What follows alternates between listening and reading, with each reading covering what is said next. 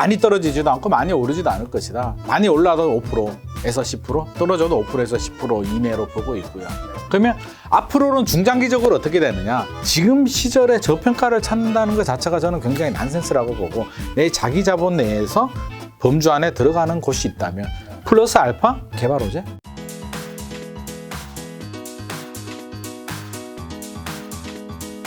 사실 이제 김 작가 TV에 최근에 이제 부동산 전문가로서 이제 출연하신 분들이 제가 일부러 그렇게 한 게 아닌데 어떻게 하다 보니까 상승을 외치신 분이 많이 오셨어요. 또 마침 타이밍이 제가 또 작년 말쯤에 집을 샀거든요.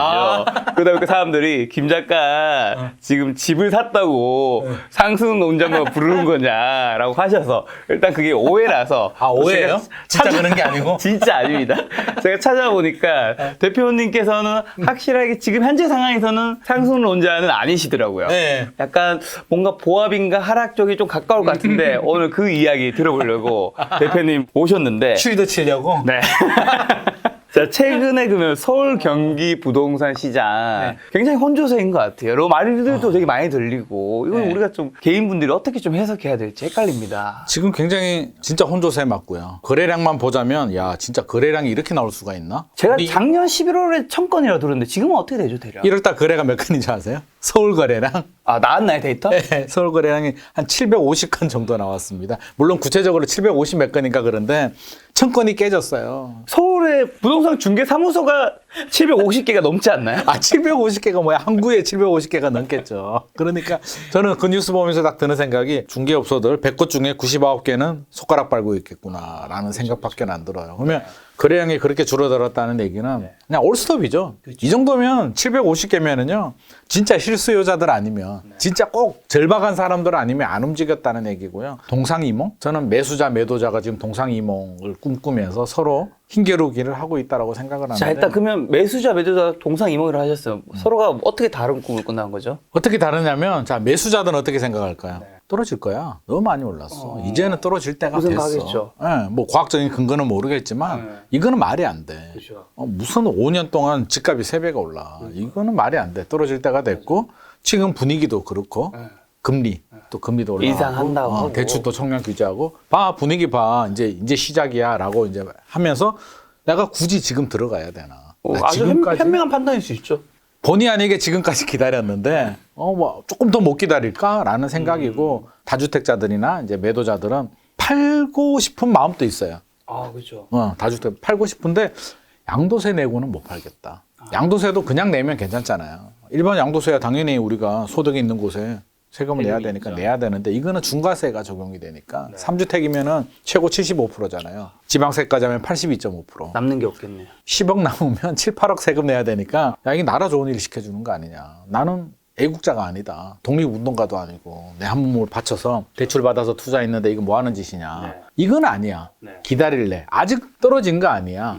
일시적인 보합이야. 왜? 몇 번 있었거든요.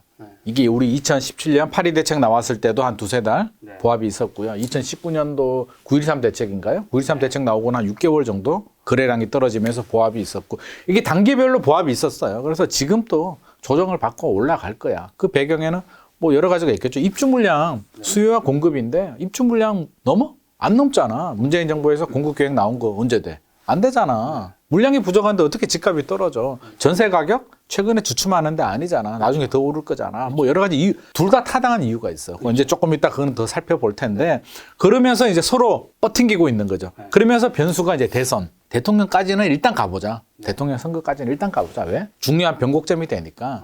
다주택자들은 좀 풀어주겠지. 풀어주면 내가 팔든지 안 팔든지 내가 그때 판단하겠다는 거고 매수자들도 그래 대통령 선거 바뀌면 또 뭔가 달라지고 또 다른 뭐 대출 규제가 좀 풀린다든지 내가 집을 살 수 있는 뭔가 기회가 되지 않을까 싶어서 지금은 올스톱 상황이에요. 그래서 이거를 대세 하락으로 보느냐 아니면 일시적 조정장으로 보느냐를 가지고 지금 의견이 5대5로 갈리고 있어요. 전문가들 사이에서도 팽팽한 의견이 갈리고 팽팽해요. 이거 정답이 없어. 왜?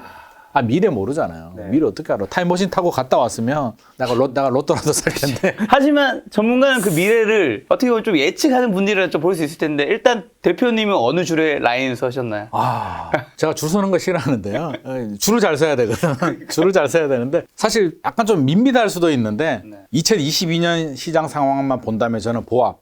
많이 떨어지지도 않고 많이 오르지도 않을 것이다. 많이 올라도 5%에서 10%, 떨어져도 5%에서 10% 이내로 보고 있고요. 네. 그러면 앞으로는 중장기적으로 어떻게 되느냐? 장기적으로 보면 부동산은 우상향하죠. 그렇죠. 장기적으로 우상향하고. 그건 다 아시는 것 같아. 네. 단기적으로는 저는 조정장은 올 것이다. 자꾸 저는 옛날 생각이 나. 언제? 우리 노무현 정부 시절. 지금이 너무 비슷하거든. 뭐가 비슷한데? 뭐가 비슷하냐면 분위기가 노무현 정부 때 그때 이제 제가 막 투자도 하고 막 그러는 시절인데 IMF 지나고 한 2002년부터 이제 본격적으로 상승장이 시작이 되고 그때도 엄청났어요. 뭐 지금 같은 분위기여서 자고 일어나면 오르고 미쳤다 그러고 노무현 정부에서 규제 폭탄 쏟아부으니까 잠시 보합하다가 또 폭등하고 2013년도에 무슨 대책이었죠? 대책 이름 생각이 안 나는데 대책 8123이었나? 뭐 대책 나오고 조정장이 좀 들어갔어요. 그래서 2014년도가 조용했거든요. 네. 정부에서는 집값 잡았다고 표창장 줬잖아. 대책 만든 사람들한테. 드디어 우리가 부동산 잡았다고. 표창장 줬는데 2015년부터 또 폭등을 하는 거야. 네. 표창장 반납할 수도 없고. 받는 사람만 땡 잡았지. 그러니까 그런 상황이죠. 그래서 막 폭등을 했는데 네. 2007년도부터 사실은 그때 버블 세븐이라고 들어보셨죠? 네. 뭐 서울, 강남, 뭐 과천, 평촌 이렇게 많이 오른 지역들을 버블 세븐이라고 이제 단정을 했는데 사실 그것도 미스였죠. 버블 세븐이라고 이름을 정해주니까 좋은 지역이잖아. 네. 나라에서 좋은 지역을 좌표를 찍어주니까 더 올라버렸거든요. 근데 2007년도부터 버블 세븐이 꺾였어요. 꺾였어. 왜? DTI 규제 나오면서. 공교롭게도 사실은 떨어질 때가 된 거지. 네. 과도하게 이렇게 올라서 조정될 때가 됐는데 DTI 규제 들어오니까 여러 가지 맞물린 거죠. 구매 능력도 떨어지게 되고 불안감도 있고 여러 가지 하면 꺾였는데 집값이 뚝 떨어졌냐. 네. 사람들이 잘 못 느껴. 뚝 떨어졌냐 그러면 뚝 안 떨어졌어요. 진짜 떨어진 거는 2010년에서 2012년도예요. 기억이 나실지 모르겠지만 그때가 좀 아팠어. 네네. 그때가 아팠지 2007년도는 꺾였다는 걸 인지 못하는 사람들이 되게 많아요. 근데 제가 그때 그 안에 그 네. 뜨거운 용광로 안에 제가 들어가 있었기 때문에 네. 투자자 입장에서도 제가 잘 느끼고 있죠. 어디서부터 꺾이고 식었냐면 외곽 지역부터 동탄신도시, 네. 인천 송도 이런 데가 급등하다가 2007년도, 2008년도부터 꺾이기 시작하더라고요. 네. 그래서 거래량이 줄어들고 가격이 조금씩 빠져. 서울에는 잘 안 빠졌어요. 그래서 서울만 바라본다면 꺾인 줄 모르는 분들이 많아요. 근데 외곽 지역이 꺾였는데 지금 마침 공교롭게도 상황이 외곽 지역들이 지금 조금 어렵습니다. 거래가 안 되고요. 일시적 2주택 기간 내에 팔아야 되는데 안 팔린다는 분들 되게 많습니다. 가격을 조금 조정해도 안 팔린다. 엄청나게 가격을 내려야 되는데 그렇게는 또 우리가 팔 수 없잖아요. 이거 폭락장도 아니고 무슨 집어 던져. 그런 상황도 아니고 그냥 조금 내려서 나 절세 보고 싶은데 그게 안 팔리는 거거든요. 그 외곽 지역부터 시작이 됐더란 말이에요. 그래서 저는 지금 굉장히 예의주시하고 있죠. 아, 이게 진짜 데자뷰가 될까? 그래서 언제 하락하냐라고 물어보면 저는 지금은 아니라고 보죠. 특히 서울 기준에서는. 서울이 그때 안 떨어졌다니까. 언제? 2010년에서 2012년도 사이가 떨어졌다고. 조금 더 지나야 되는 건가요? 더 지나야죠. 그것도 이제 뒤에 또 우리가 풀어가면서 이야기를 할 텐데 떨어지더라도 또 변수가 있어요. 서울도 노무현 정부 시절에 대치동 이런 데 엄청 올랐거든요. 근데 한강 르네상스가 나오니까 개발 호재가 있는 지역들 있잖아요. 한강변 지역들은 2010년도, 11년도에도 계속 올랐습니다. 그래서 개발 호재가 있는 지역들은 그래도 오르더라. 근데 일반적으로 많이 올랐던 지역들은 조정기가 오는데 그게 시간이 좀 걸리더라. 우리 뭐 에그 프라이 이론 있잖아요. 중심지를 좀 늦게 식는다. 그래서 그것도 저는 이번에 좀 작용되지 않을까. 그러면 저는 올해는 안 떨어진다. 조금 오를 수도 있다. 대선 지나고 반등도 할 수도 있다. 서울 기준 했을 때는? 네, 서울 기준 오른다. 다른 데는 좀 떨어질 거고 먼저. 좀 거래량 하다가 대선 지나면 거래량 늘어나요. 700건이 말이 되냐고. 아, 서울의 인구가 1000만에 경기도 인천 다 하면 한 2,500만 되는데 700건이 서울이 1000만이 700건이 말이 안 되니까 그렇죠. 이제 정상적으로 정상이라기보다는 움츠려 있던 사야 되는 분들도 지금 사실은 비정상이지. 해야 되는 분들까지 안 하고 있으니까 대선 지나면 회복을 해요. 그래서 거래량도 늘어나고 가격도 소폭 반등을 하는데 그걸 대세 상승이라고 보기 좀 어렵지 않을까. 본격적인 올해는 그렇고 본격적인 하락은 저는 한 3년, 4년 후 정도? 2025년 이후 정도. 왜 그때로 보시는 거예요? 그때 되면 한 3년에서 4년 정도 저는 좀 어려울이라고 보는데 그게 과거를 보자면 자꾸 과거 얘기해서 죄송하지만 과거가 우리 미래를 보는 거울이거든요. 그렇죠. 항상 반복돼. 왜? 우리 마음은 똑같거든. 10년 전에도 우리 마음은 똑같았고요. 왜? 돈 벌고 싶은 마음. 불안한 마음 본질은 똑같아요. 똑같죠. 본질은 똑같아. 그래서 저는 데자뷰가 된다라고 보는 거죠. 그러면 2025년에 어떤 일이 발생하느냐? 전제 조건은 있죠. 기준금리가 네.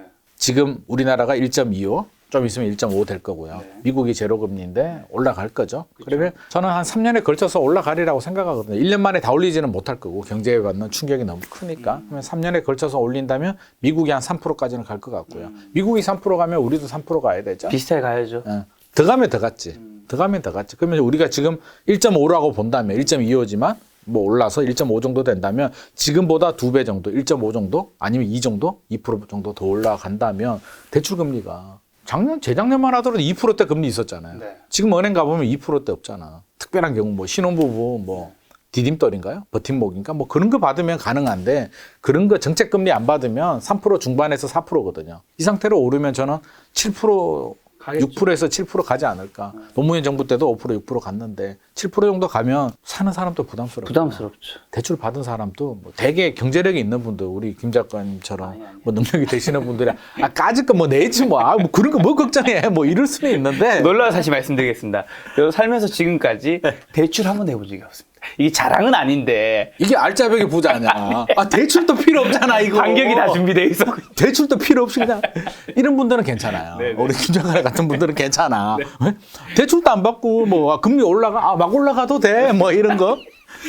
저 막 안 올라갔으면 좋겠어요. 근데 이게 올라가거든요. 그럼 다수가 부담스럽고요. 금리가 올라가면 매수자도 부담스럽고요.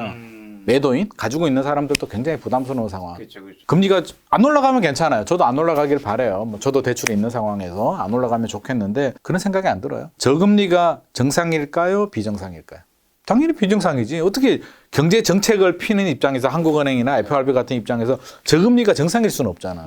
이유가 있어서 뭐 금융위기도 극복해야 되고 경제도 살려야 되고 코로나19도 있고 해서 정책적으로 저금리를 간 거지 이걸 정상이라고 생각하면 안 되는데 우리는 거기 익숙해진 거지. 그렇죠. 2008년도 2009년도 글로벌 금융위기 생기면서 사실은 꺾이고 제로금리 가면서 좀 오르다가 내리다가 하면서 지금 상황에 우리가 너무 익숙해져서 그렇지 이게 비정상이란 말이에요. 근데 미국이 지금 인플레이션이라든지 뭐 고용률 보면 뭐 5%까지는 안 가더라도 3%까지만 올라도 저는 우리가 받을 충격이 굉장히 크지 않을까 생각하고 두 번째는 공급 물량. 입주 물량 부족하다고 했잖아요. 그렇죠. 지금은 부족하지.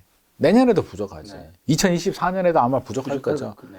2025년, 6년, 7년으로 넘어가면 이제 나와요. 3기 신도시 물량들이. 안 나올 수가 없잖아. 이미 시작됐잖아요. 그렇죠. 토지 보상한 거 안 할 거야. 가. 다른 정책들 있잖아요. 뭐 전매 제한, 네. 뭐 대출 규제 이런 거는 얼마든지 시장 상황에 따라서 조절이 가능해요. 그렇잖아. 집값이 떨어지게 되면 계속 규제할 수 없잖아요. 전매 제한도 좀 풀어줘야 되고 양도세 중과세도 좀 해줘야 되고 뭐 2년 거주 요건도 빼줘야 되고 야 집 좀 사. 우리나라 경제가 좀 안 좋을 것 같아. 부동산 시장 너무 죽었어. 공급은 건드릴 수가 없어. 그렇죠.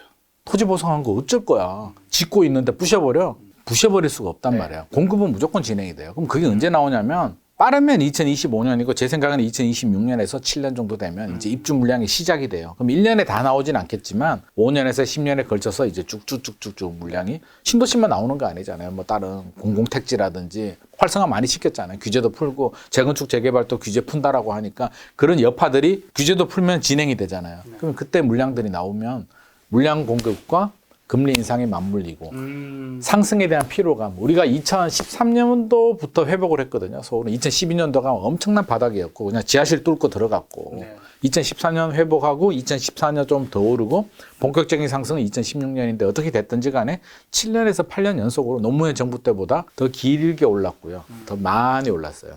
그러면 우리 PIR이라고 있잖아요. 네. Price to Income Ratio. 소득 대비 네. 우리가 집을 살 수 있는 건데 몇 년을 모아야 집을 살 수 있느냐를 보는 뭐 지표이긴 한데 집값이 너무 많이 올라가지고 거의 2013년도하고 지금하고 비교해 보면 한 2배 정도 올랐거든요. 그렇다면 집값이 많이 올랐다. 계속 올라갈 수 있을까?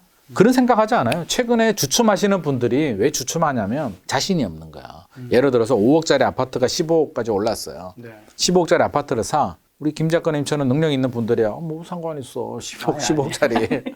뭐 떨어지면 어때? 뭐 이렇게 생각할 수도 있는데.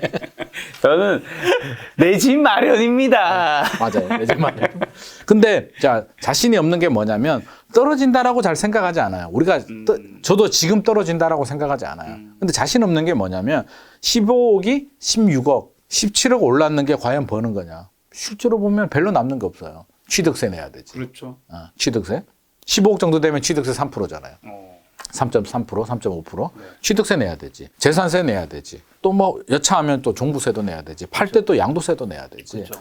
1억, 2억 오른 게 뭐 차라리 기회비용 생각하면 다른 거 투자하는 게 나을 수도 있어요. 근데 물론 실수요자들, 잘 거주하는 사람들은 괜찮지. 그런 거는 문제가 아닌데 투자 관점에서 들어가면 적어도 15억짜리가 20억 정도 간다는 확신? 그렇죠. 그게 기대? 있어야겠죠. 자신이 있어야 들어가는 거지. 그러면 이것저것 빼더라도 양도세 내더라도 내가 한 2억에서 3억 정도 손에 쥘 수 있는데 1억, 2억 올라가지고는 자신이 없는데 과연 지금 15억짜리가 20억이 갈 수 있을까에 대한 약간 불안감? 아니면 2배? 좋으면 2배까지도 기대해야 되는데 15억짜리가 2배 가면 30억이잖아요. 지금 강남 아파트가 한 30억에서 40억 정도 가는데 80억? 그거 감당이 될까요?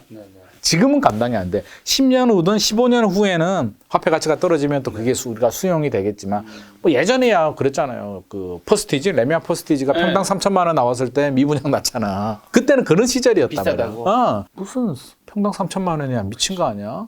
지금 얼마죠, 평당? 지금 뭐 평당 8천만 원, 뭐 1억 부르는 데도 있고요. 막 그렇잖아요. 그러니까 그 시절은 그랬다고. 심지어는 더 미래로, 더 과거로 가면 평당 1,000만 원이 비싸다고 팔고 분당으로 이사 가신 분들도 계시다고. 그때는 평당 1,000만 원이 비쌌다고. 근데 지금은 이제 그게 수용할 만한 사회적 여건이 됐는데 지금은 제 생각에는 3배가 올랐는데 지금 예를 들어서 뭐 계산하기 편하게 평당 1억이라고 할게요. 그러면 평당 한 4천, 5천에서 1억까지 갔는데 또 평당 2억 간다고? 5년 내에. 이거는 지금 대표님 말씀은 장기적으로는 언젠가 어쨌든 우상향에 가겠지만 그렇죠. 단기적으로는 너무 부담스럽다. 여러 가지 상황이 입주 물량도 늘어나고요. 최근에 올랐는 상승폭도 사실은 부담스럽고 떨어지진 않겠지만 여기서 1.5배, 2배를 가려고 하면 강남이 80억, 70억 가야 되는데 그런 일이 과연 가능할까? 강남이 치고 올라가줘야 다른 지역들도 우리 천장 효과라고 있잖아요. 아, 형님이 올라가줘야 따라가죠. 따라가지. 형님은 그대로인데 내가 따라가? 아무리 좋아져도 물론 뭐 특정 지역을 얘기하면 그럴 수도 있겠지만 강남보다 더 좋아지는 지역이 지금 대한민국에 어디 있겠냐고. 없죠. 지금 당장은 뭐 현실은 30년 없죠. 후는 모르겠지만 그렇게 바라본다면 좀 부담스럽고요. 자꾸 과거 얘기해서 한 번 더 얘기를 하면 우리 2기 신도시 있잖아요. 네네. 1기도 그랬고요. 1기 신도시 입주 물량 나올 때 주택시장 안정됐습니다. 그렇죠? 93년, 4년에서 IMF 생기기 전까지 98년도 전까지는 굉장히 김영삼 전 대통령 시절이 유일하게 부동산 규제 정책이 안 나온 정부. 왜? 노태우 정부 시절에 200만 원 공급 폭탄 쏟아붓고요. 수요도 엄청나게. 그때 규제가 굉장히 강력했거든요. 지금만 강하냐? 아니에요. 그때 지금 1세대 1주택 비과세가 몇 년인 줄 아세요? 조정 대상 지역, 규제 지역 같은 경우는 2년 거주, 2년 보유잖아요. 네. 2년 이상 거주하고 2년 이상 보유. 원래 2년 보유였는데 2년 거주 요건이 추가됐죠. 노태우 전 대통령 시절, 군부 정권 시절에 사람들이 보수면 규제를 풀어주고 진보면 규제한다라고 생각하는데 노태우 전 대통령이 보수잖아요. 극보수였지. 그때 3년 거주 5년 보유였단 말이에요. 지금보다 규제가 더 셌어. 그 사람들이 자꾸 지금이 더 무섭다고 하는데 규제는 그때가 더 200만 원까지 나오니까 주택시장이 안정돼 버렸죠. 자, 2기 신도시. 노무현 정부 시절에 이제 집값이 오르니까 2기 신도시를 발표합니다. 판교, 뭐 동탄, 광교 뭐 이런 게 막 나와요. 근데 발표되니까 더 올라. 개발 호재라고. 집값이 막 아니 집값 잡으려고 발표했는데 주변 지역들이 또 난리가 나네. 어떡하지? 어떡하지 하면서 갔는데 그게 2012년도, 13년도 입주 물량이 나오거나 준비하거나 그런 시절에 그게 영향을 주더라는 거죠. 그러면서 미분양도. 위례 신도시도 미분양이었어요. 광교 신도시도 그렇고 동탄 2 신도시도 2014년도인가? 분양가가 3억 7천 정도 되는데 그러면 계약금 10% 3,700 들어가죠. 제일 좋은 시범단지에 골프장 조망이 나오는 제일 좋은 아파트가 P 2천, 3천. 조망 안 나오는 거는 뭐 500? 브랜드가 떨어지면 마이너스 500? 그러면 전매자한테 풀리잖아요. 그러면 한 4천만 원 있으면 사는 거야. 4천, 5천 있으면 분양권 하나 사. 전매자한테 대출 규제도 되고. 그러면 지방에서 막 2억 들고 와서 4채, 5채씩 찍었단 말이에요. 그런 시절이에요. 서울 사람들은 무서워서 못 샀어요. 집값이 막 떨어지니까 그렇죠. 질려버렸거든요. 지방분들은 용감하게 투자를 했죠. 그러면 다시 왜 그렇게 됐느냐. 입주 물량이 나오고 과도한 상승이 되고 여러 가지 맞물렸단 말이에요. 지금은 괜찮겠지만 2026년? 상기 신도시. 6년, 7년 되면 상기 신도시 이제 나오기 시작하잖아요. 지금 또 사전 청약하고 정부 계획보다는 조금 늦어질 수는 있는데 뭐 2023년 늦으면 4년부터 본 청약하고 본 청약하고 2, 3년 후에 입주하잖아요. 그렇게 된다면 그 타이밍이 조금 어려운 시기가 되지 않을까. 그때를 좀 잘 넘겨야 된다라는 말씀을 드리고 싶은 거죠. 서울 기준으로 그럼 올해 이제 보합이라고 얘기해 주셨으면 경기는요? 비슷한 건가요? 저는 경기가 조금 더 어렵지 않을까 싶어요. 경기는 경기하고 조금 인천이. 하락할 수 있는. 조금 하락하는데 뭐 큰 폭은 아니겠지만 대선 지나고는 저는 반등을 칠 것 같고요. 그 반등이 이제 몇 달을 가느냐의 문제인데 한 3개월에서 6개월 정도는 거래량 또 늘어나고 가격도 반등을 칠 것 같아요. 우리가 떨어질 때도요. 이렇게 떨어지지 않아요. 오를 때도 이렇게 오른 것 같아요? 아니잖아요. 이렇게 오르다가 이렇게 가다가 이렇게 오르다가 이렇게 가다가 이렇게 가잖아요. 떨어질 때도 웨이브 타거든요. 이렇게 가다가 지금 이렇게 가잖아요. 이렇게 가다가 또 반등 쳐. 반등 치다가 항상 매수 대기자들은 존재하거든요. 미래를 모르니까. 들어간단 말이에요. 계속 들어가주면 대세 상승이 되는 거고요. 좀 들어가다가 긴가민가하네?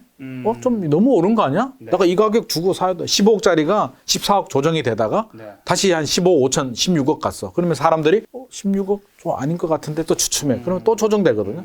이렇게 웨이브 타다가 나중에는 이제 이렇게 어떤 입주 물량이나 여러 가지가 되면 이렇게 떨어지기 때문에 서울도 올해는 좀 경기도도 반등을 쳐요. 올해는 반등이 치는데 그 반등이 저는 대세 상승. 우리 과거처럼 15억짜리가 20억 가고 25억 가고 이렇게는 안 갈 거라는 거지. 쳐도 15억짜리가 한 15억, 15억짜리가 16억, 17억, 많아야 한 18억?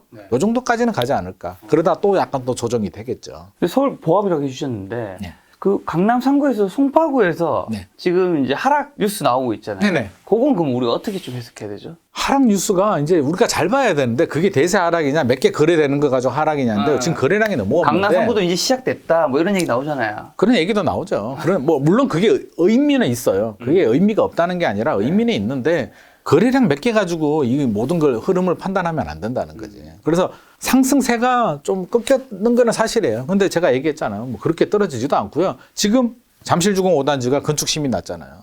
오세훈 서울시장에.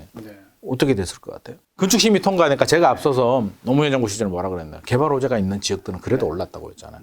잠실주공 5단지가 꽉 막혀 있었거든. 진짜 최고 알짜배기 땅이잖아요. 한강변에 3,900세대인가 그렇잖아요. 그렇게 좋은 아파트가 지금 박원순 서울시장에 층수 제한하고 뭐 학교 그런 거 다툼이 있어서 지금 건축 심의가 안 났는데 통과됐단 말이에요. 그러니까 난리가 났지. 호가 28억, 29억 하다가 통과되니까 32억으로 올라버렸죠. 그러면 주변 지역들은 잠실주공 5단지가 저렇게 치고 올라가면 우리도 좀 버텨보자. 좀 그런 희망이 생길 수도 있고 은마 아파트, 압구정 이런 데는 어떻게 될까요? 오래된 아파트들. 야, 이제 시작이 되네. 우리도. 오세훈 서울시장 한 번 더 하면 우리도 다 풀어주는 거 아니야? 라는 기대감 당연히 생길 거잖아. 그러면 팔려고 금리 오르고 불안하고 나 팔아야겠다 라고 했다가 그 뉴스 들으면 어떻게 될까요? 우리가 집주인이야. 안 팔 것 같은데. 일단 회수? 아니면 일단 호가 올려? 팔 생각은 없는데 호가부터 올려? 한 3억? 일단 올리고 보자 라는 심리가 적용이 되기 때문에 언제든지 변동폭이 있는 거고요. 몇 개 거래된 거 가지고 아마 꼭 팔아야 될 다주택자들 일시적 2주택이거나 뭐 그런 이유가 있었겠죠. 그래서 아직은 심리가 꺾인 건 아니에요. 진짜 떨어질 때는 어떤 분위기인 줄 아세요? 진짜 이렇게 떨어질 때는요. 모든 사람들이 안 되겠다. 아파트 시장 끝났나? 라는 불안감이 들어야 돼요. 그러면 매수자들은 안 돼. 무조건 기다려. 지금 들어가면 죽어. 매도자들은 야 지금 안 던지면 더 손실이 발생해. 빨리 집어 던져라는 분위기가 형성이 돼야 되는데 그게 2011년도 12년도거든요. 지금 그런 분위기냐고. 그 정도는 아니죠. 아니잖아. 그 정도 전혀 아니지. 일단 그냥 대선까지 지켜보자는 거고 좀 불안감은 있는데 일단 지켜보자는 거예요. 그래서 지금은 2007년도 2008년도 분위기예요. 2011년 12년 분위기 아니라고. 그러니까 그냥 뭐 솔직히 우리가 3억 강남이 막 뉴스 그렇게 나오지 않아요? 막 2억 떨어졌다, 1억 떨어졌다, 3억, 뭐 20억이라고 할게요. 계산하기 편하게. 20억짜리가 10% 떨어지면 2억이잖아요. 30억짜리가 10% 떨어지면 3억이고. 호가가 그렇게 오르다가, 물론 뭐 거래량도 있었겠지만, 그거 5천만 원, 1억 떨어진 거 가지고 호들갑 떨면 도대체 어떻게 하라는 거야. 그래서 저는 그런 뉴스를 참고는 해야죠. 분위기가 조금 바뀔 수 있겠구나. 참고는 하되 너무 휘둘리지 말라는 거죠. 뉴스는 그냥 뉴스고요. 기자도 사람이잖아요. 그냥 상황에 따라서. 그리고 우리 기자분들이, 저도 아는 기자들이 한 100명 이상 굉장히 많은데 먹고 살아야 되잖아. 좀 더 뭐 조회수도 나와야 되고 기사가 좀 더 강한 카피. 강한 것도 나와야 되고 없는 사실을 쓸 수는 없어요. 그렇죠. 없는 사실을 쓸 수는 사실인데 없는데 조금 다른 각도로 볼수 사실인데 있으니까. 요즘 분위기가 주춤하잖아. 사실이면 조금 더 2억 떨어진 게 실제로 있지. 없는 건 아니잖아요. 있지. 그럼 그걸 가지고 기사를 쓰면은 또 재밌잖아. 그래서 기사는 그렇게 만들어지는 거거든요. 그래서 그런 점은 좀 휘둘리지 마시고 저는 자기만의 주관을 좀 가졌으면 좋을 것 같아요. 그래서 전문가 말도 휘둘리지 마시고요. 전문가도 사람이잖아요. 어떻게 알아. 그냥 경험과 지식이 좀 더 있을 뿐이잖아요. 그래서 얘기하면 사람들마다 가치관이 다 다르고 상황이 다 다르잖아요. 그러니까 나만의 기준, 가지고 근데 그 말씀하신 게 참 힘든 것 같아요. 나만의 기준이 명확하게 잘 없으니까 우리가 신문이든 아니면 유튜브에서도 상승론자, 하루론자 여러 이야기를 듣잖아요. 네. 듣다 보면 또 각자의 근거를 가지고 얘기하니까 또 다 맞아. 그럼 내가 휘둘리는 판단하려니까 휘둘려. 결국 잘못된 판단을 하면 돈을 잃는 거는 또 본인 책임이지. 네. 네가 판단했잖아. 그렇죠. 최종 책임이 이제 결국 최종 책임은 나란 말이야. 나니까. 그래서 결국에는 그걸 자기 나름대로의 논리를 만들어야 돼. 원칙. 그러니까 저는 항상 원칙 중요하게 생각하거든요. 기본과 원칙. 기본과 원칙이 뭐예요, 그러면? 부동산 투자에서. 주식도 마찬가지고 코인도 마찬가지예요. 우리 기본과 원칙이 뭔데? 뭔데요? 우리가 돈 잃으려고 투자해요? 돈 벌려고 투자해요? 돈 벌려고요. 돈 벌려고 투자하죠. 자, 돈은 벌어야 돼. 근데 주택, 부동산 입장에서 보자면 돈도 벌어야 되고 또 실수요도 있겠죠. 제가 왜 본인 상황에 따라서 해야 되냐고 한다면 실수요도 있잖아요. 네. 그럼 집이 필요하냐? 오직 투자 목적이냐를 일단 구분을 해야 되고요. 그렇죠. 그렇죠. 실수요라도 떨어지면 안 되겠지. 네. 그 정도는 생각을 해야 되는데 실수요자 얘기 이제 우리 뒤에 나오겠죠. 무주택자들 네. 얘기 나오죠. 그럼 기준과 원칙이 뭐냐면 필요하면 해도 되는데 저는 부동산 투자는 우리 등산 하시나요? 등산이 저는 좀 비슷하다고 생각하거든요. 자, 산에 안 올라가면 힘들 것 같아서 저거 언제 올라가지? 안 해야겠다. 라고 하면 어떻게 될까요? 정상에 올라갈 수 있을까요? 없죠. 절대 못 올라가요. 네. 가능성 제로. 시작도 안 하면. 그럼 내 집 마련 필요하죠? 장기적으로 우상향하잖아요. 시작도 안 하면 아예 출발할 수가 없는 거죠. 그럼 일단 올라가야 돼. 올라가는데, 아이고, 저 언제 올라가냐? 한 걸음 한 걸음 올라가다 보면 정상에 가 있을 수는 있죠. 물론 중간에 낙오될 수도 있겠죠. 뭐, 삐끗할 수도 있고, 그럼 쉬다가 갈 수도 있고. 어떻게든 한 걸음 한 걸음 올라갈 수는 있어. 근데 주의해야 될 게 빨리 가고 싶어가지고. 오버페이스 하면 어떻게 돼요? 지쳐가지고 또 낙오될 수도 예민하죠. 있고. 또 빨리 가려고 길이 아닌데 막 지름길 가겠다고 혼자 숲속으로 뛰어가. 운이 좋으면 빨리 도착할 수는 있겠죠. 근데 결국엔 도착하는 거는 똑같고요. 잘못하면 굴러 떨어져가지고 다리가 부러질 수 있는. 그러면 자, 우리가 투자할 때 기준과 원칙이 뭐냐면 결국에는 달려가는데 넘어질 수 있죠? 넘어질 수 있잖아. 올림픽 보면 막 넘어지고 다시 일어서서 무리한 뭐, 대출이라든가 뭐 그런 건 넘어지면 일어서서 달리면 돼요. 근데 문제는 뭐냐면 넘어졌을 때 상처가 너무 커. 충격이 커가지고 일어나서 달릴 수가 없어. 그거는 가장 위험한. 그래서 저는 하긴 해야 된다. 첫 걸음은 뛰어야 되는데 넘어졌을 때 털고 일어날 정도의 준비는 하자. 물론 사람마다 다르잖아요. 뭐 대출? 조심해야지. 근데 한 달에 한 5천만 원 벌어. 예를 들어서 이런 분들이 뭐 대출 지금 한 300만 원 이자 내다가 전혀 무섭지 한 않아요. 500만 원, 600만 원 올라가는 거, 뭐 조금 저축 덜 하면 괜찮죠. 되지. 이런 분들은 괜찮은데 이제 본인 소득 예를 들어서 제가 금리 올라갈 수 있다라고 안 올라갈 수도 있어요. 그렇죠, 그렇죠. 대출 이자가 2배 올라갔을 때를 가정을 하자고요. 2배 올라가는 상황이 3년 이상 갔을 때 내가 버틸 수 있을까? 그게 리스크 관리거든요. 리스크 관리가 별게 아니에요. 내가 받은 대출을 금리가 2배 올라갔을 때 이자를 2배로 냈을 때 우리가 3년을 버텨야 되거든. 왜? 장기적으로 우상향하고요. 2010년, 11년, 12년 지나서 13년부터 반등했잖아요.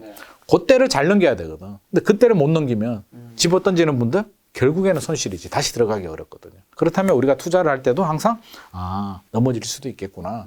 금리가 2배 올라가면 나는 3년, 4년은 버틸 수 있겠구나. 거기에 맞춰서. 그래서 신용 대출 같은 거 너무 많이 받으신 분들은 좀 주의가 필요하고요. 첫 걸음은 뛰어야 된다. 계속 쳐다보면 산에 언제 올라가. 그래서 필요한 분들은 첫 걸음을 뛰어야 되는 거죠. 그래서 너무 두려워하지도 말고요. 너무 계산하지도 말고요. 사실 우리가 여러 가지 얘기하잖아요. 뭐 집값이 오르느냐, 내리느냐, 뭐 오르는데도 이유가 있죠. 과도한 상승에 대한 피로감, 기준금리 올라가고 대출 총량 규제하고 떨어질 것이다. 올라갈 때는 뭐 입주 물량도 부족하다. 뭐 여러 가지 이유는 다 있잖아. 죽어도 이유는 있다니까. 산 사람도 이유가 있고 어떤 상황이든 이유는 다 있어. 논리는 다 있단 말이에요. 그래서 상승론을 얘기하는 분들도 논리가 있고요. 하락론을 얘기하는 것도 논리가 있기 때문에 본인만의 상황에 따라서 해야 되고 무주택자들은 말 나온 김에 무주택자. 무주택자 얘기 한번 해보지. 네, 어떻게 해야 됩니까, 지금? 샀잖아요. 이 상황이면. 네, 저 샀습니다. 작년 11월 서울. 계산하고 샀나요? 그냥 필요해서 산 거 아닌가? 저는 사실 제일 기본적인 마인드는 이거였어요. 두 가지였는데 내 집을 사야 된다. 그렇지. 난 실소유니까. 네. 두 번째는 이 집값에 결국에는 많은 사람들이 이 변곡점을 맞춰서 내가 정말 쌀 때 사고 싶은데 그걸 우리가 다 맞출 수 있을 것인가 라는 생각에 결국 나중에 우상향한다면 내가 어차피 실소유인데 내가 뭐 거의 5년, 10년 살 거면 결국엔 지금 사도 나중에 떨어지겠지만 결국엔 또 올라와 있을 테니까. 그거였어요, 저는. 그게 전부. 바로 이겁니다. 무주택자들이 가져야 될 마인드가 바로 우리 김 작가님 마인드. 진짜 이거예요. 왜? 자, 막 계산을 하잖아요. 전문가들도 미래는 몰라. 계산을 이 말도 맞고 저 말도 맞고 모르는데 무주택자들이요. 계속 무주택일 경우들이 많은 게 맞아요. 무주택자들은 좀 두 부류가 있어요. 어떻게? 하나는 진짜 자금이 부족해서 살 수가 없는 분들이 있고요. 그거 뭐 할 수 없죠. 두 번째는 구매 능력이 돼. 구매 능력은 되는데 굳이 필요가 없어서 집값 떨어질 아직 것 같기도 결혼을 하고. 안 했거나 옛날 내가 그 가격을 알거나 뭐 또 마음만 먹으면 또 살 자신은 있는데 굳이 안 사고 싶기도 하고 옛날 가격도 알고 좀 기다려야겠다는 생각도 드는데 제 주변에 보면 어려워요. 진짜 미래를 예측하는 거. 만약에 떨어지면 살 수 있을 것 같아요? 아 쉽지 않을 것 같은데요. 떨어지는 칼날을 과거에 공포에 사기가 그렇게 힘들었다면서요? 아니 생각을 해보자고요. 자, 떨어지는 칼날을 잡을 수 있겠냐고. 잡으면 피나잖아. 다치잖아. 지금 또 약간 두렵죠. 무주택자들은. 김 작가님은 이제 자신 있게 구입하셨지만 만약에 대부분의 무주택자들은 야 지금 들어가도 되나? 이렇게 많이 올랐는데. 참 그렇죠. 자신 있게 한 건 아니고 여기 출연하시는 전문가분들 다 만나서 어떻게 할까? 어떻게 되든가 자신 있게 결정을 한 거죠. 근데 막 그렇게 고민한단 말이에요. 그래서 샀어. 또 어떤 생각이 들어요? 내가 잘 샀나? 그렇죠, 막 그렇죠. 그런 생각이 불안한 들죠. 마음은 들죠. 네, 그거는 인간인 이상 똑같은데 안 사면은 마음이 없어질까? 그것도 또 아니죠. 계속 고민이지. 아, 아, 언제 사야 되지? 그러면 10억짜리가 9억으로 떨어졌어.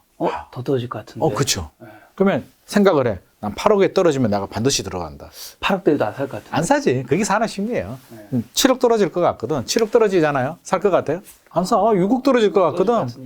근데 6억 안 떨어지고 7억 5천 갔어. 7억대 샀어야 되는데. 네, 지금 옷 좀 비싸게 사는 건데. 그렇게 돼요. 그럼 또 8억대잖아. 아유, 타이밍 놓쳤네. 다음 타임 젖었네. 기다리자. 9억 가잖아. 10억? 11억. 왜 장기적으로 우상향하니까. 결국에는 그게 12억, 15억 가거든요. 그래서 타이밍을 계속 놓치더란 말이에요. 그래서 저는 필요한 분들은 하셔라. 무주택자들은 너무 계산하지 마라. 단 나의 작은 범위 내에서 뭐 LTV 범위 내에서 너무 아까 얘기했잖아요. 넘어졌을 때 큰 상처를 받으면 넘어질 수는 있다. 넘어질 확률이 30에서 40%는 된다. 지금이 상승기 초입은 아닌 거는 누구나 알고 있잖아요. 그렇죠. 상승기 마지막 정도 아니면 침체기 진입인데 상승이 더 길어요. 10년 주기설이 딱딱 맞지는 않겠지만 10년 주기설로 본다면 한 서울 같은 경우에 7년 정도 상승을 하면 3년 정도 조정이 가거든요. 3, 4년, 6, 7년 이렇게 바라본다면 이거 잘 넘기면 또 오잖아. 그렇죠, 그렇죠. 그렇게 바라보고 들어가야 되는 거지. 이걸 계산해가지고 요거 바닥에 딱 바닥에. 그거 진짜 운이에요. 바닥에 진짜 들어가시는 분들, 2012년도에 들어가시는 분들 계시거든요. 네네. 어떻게 들어가신 것 같아요? 계산해가지고. 그냥 그 타이밍에 집을 사야 될 이유가 생긴 거일 수도 있지 않을까요? 아무것도 몰라가지고 진짜 시장 분위기 체크도 안 해. 네. 관심이 없어. 그냥 필요하니까 그냥 사다 보니까 그게 2012년도야. 이런 분들이 있고요. 두 번째는 모르겠고 떨어지면 떨어지는 거고 난 뭐냐. 위험 추구형 성향 이런 분들이 조금 들어갔어요. 그래서 결과적으로 바닥을 잡은 거고 가장 타이밍 잘 잡으신 분들은요. 2013년에서 2017년 사이 상승기 시작할 때 회복기 이때 들어가신 분들이 가장 현명. 왜? 반등 치고 무릎 정도에 들어가신 거예요. 그래서 이때가 가장 현명한 거고 사실 2011년도, 12년도 들어가신 분들은 좀 잘 모르거나 간땡이가 부었거나 뭐 그런 분들이에요. 그래서 그분들이 결과적으로 우리가 박수를 치지만 그건 결과적인 얘기고 그때 들어가는 게 가장 현명한데 필요하신 분들은 그때도 들어가기 어려워. 그러면 올해도 좋고요. 작년도 좋고요. 들어가서 오르면 좋잖아요. 그럼 올해가 떨어질까? 올해 오를 수도 있어요. 그렇죠. 그러면 안 샀는데 올해 오르면 또 어떡할 거야? 좀 안타깝죠. 그때 살 걸. 그래 또 산다니까. 그럼 올해 말에 사는 것보다 작년 말에 사는 게 나을 수도 있죠. 그렇죠. 그 설사 조정이 되잖아. 조정이 되면 어때요?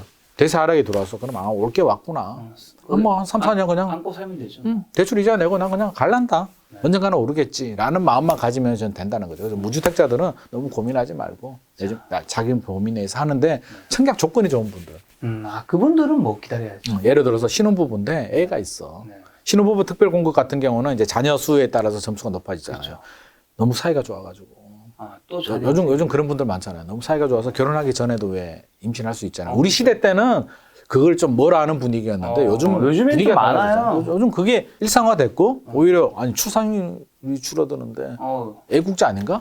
그래서 솔직히 저도 이제 좀 바뀌었어. 그런 분들 보면 박수 쳐줘.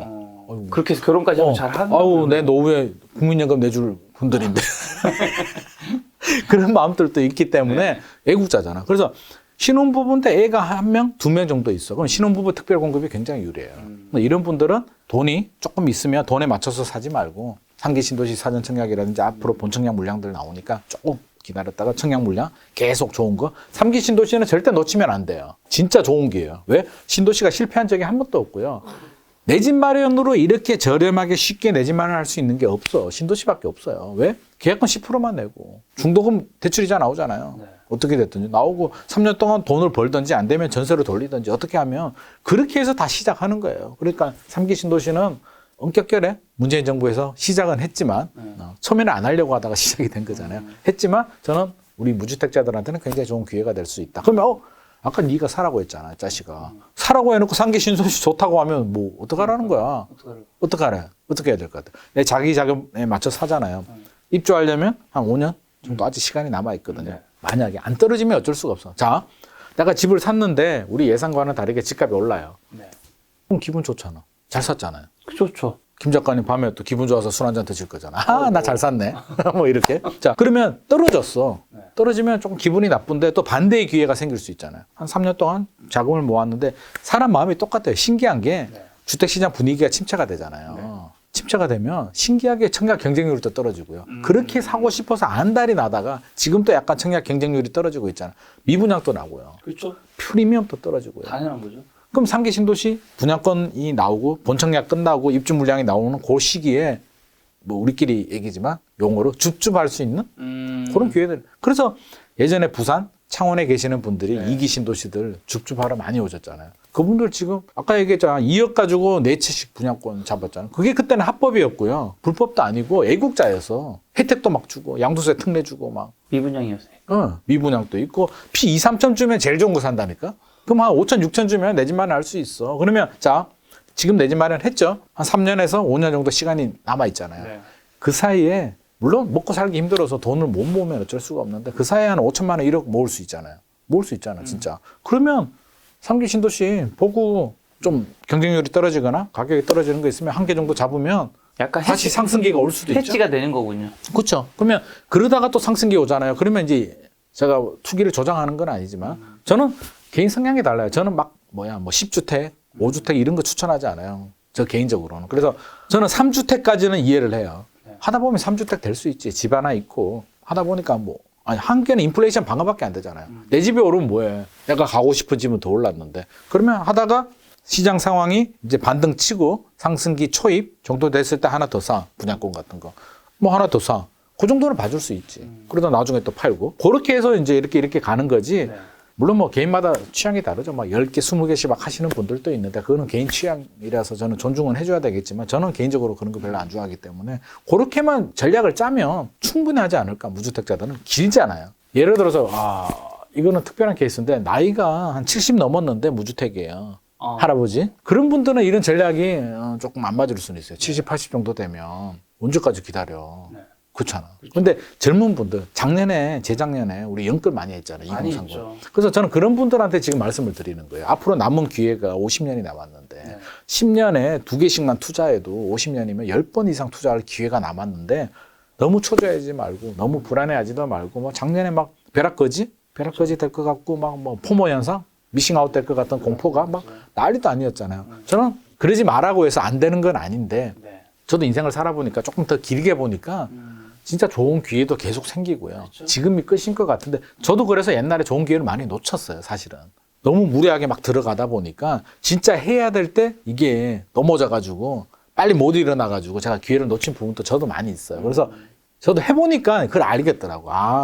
조바심, 그렇죠. 초조함 그거보다는 차분하게 나만의 계획을 세워서 한 걸음 한 걸음 나갔더라면 훨씬 더 좋지 않았을까 하는 저도 인생의 길을 걸어오면서 저도 그걸 느꼈거든요. 그러니까 오늘 끝날 것 같은 불안감에 너무 그렇게 연끌을 하지 마시고 등산은 올라가야 되니까 한 걸음 한 걸음씩 올라간다는 기분으로 하는 게 좋을 것 같습니다. 자, 그 무주택자를 이렇게 명쾌하게 얘기해 주셨으면 그럼 지금 1주택자분들은요? 1주택은 보험이거든요. 제가 안전운전 하거든요. 운전. 제가 운전하는 거 별로 안 좋아해요, 사실은. 그냥 지하철 타는 거 좋아하지. 운전하는 거 차 막히고 막 귀찮잖아요. 아파. 꼬리뼈가 아파요. 이거 앉아있으면. 그래서 차도 바꿨는데 아프더라고. 전 지하철가 자동차면 어차피 서울은 자동차를 타면 막히는데 지하철 타면 또 너무 붐비잖아요. 비슷한 것 같아서 약간 저는 자동차 타는 거 오히려 더 좋아하긴 사람마다 달라요. 제 본부장은 이제 자동차 타는 거 좋아하는데 저는 지하철이나 버스를 좋아해요. 그럼 사람들도 쳐다보고 뭐 바깥에 내려서 저는 일부러 많이 걸어요. 감각. 역시 부동산 투자하시는 분. 그리고 현장 감각을 잃어버리면 안 되니까. 그래서 일부러 지하철역에 있으면 한 정거장 내려서 일부러 또 걸어다니고 막 이러거든요. 좀 힘은 드는데 어떻게 됐든 1주택은 제가 왜 운전 얘기했냐면 사고를 거의 안 나요. 제가 사고 난 적이 한 번 정도 있나? 네. 한 15년 전에 후진하다가 안 보여가지고 살짝 박은 적이 있는데 요즘 차들은 또 보이잖아. 그래도 보험은 들잖아요. 그렇죠. 언제 무슨 일이 생길지 모르니까. 저는 1주택은 보험이라고 생각하거든요. 왜 보험이냐? 우리 장기적으로 제가 왜 우상향한다라고 제가 자신 있게 말씀을 드리냐면 인플레이션에 따른 화폐 가치 하락이 하잖아요. 우리 금고에 집에 금고에 이제 5만 원짜리를 넣어둬요. 우리 김 작가님 금고에 뭐 한 몇십억 있을 수도 있는데 일단 근거가 없어요.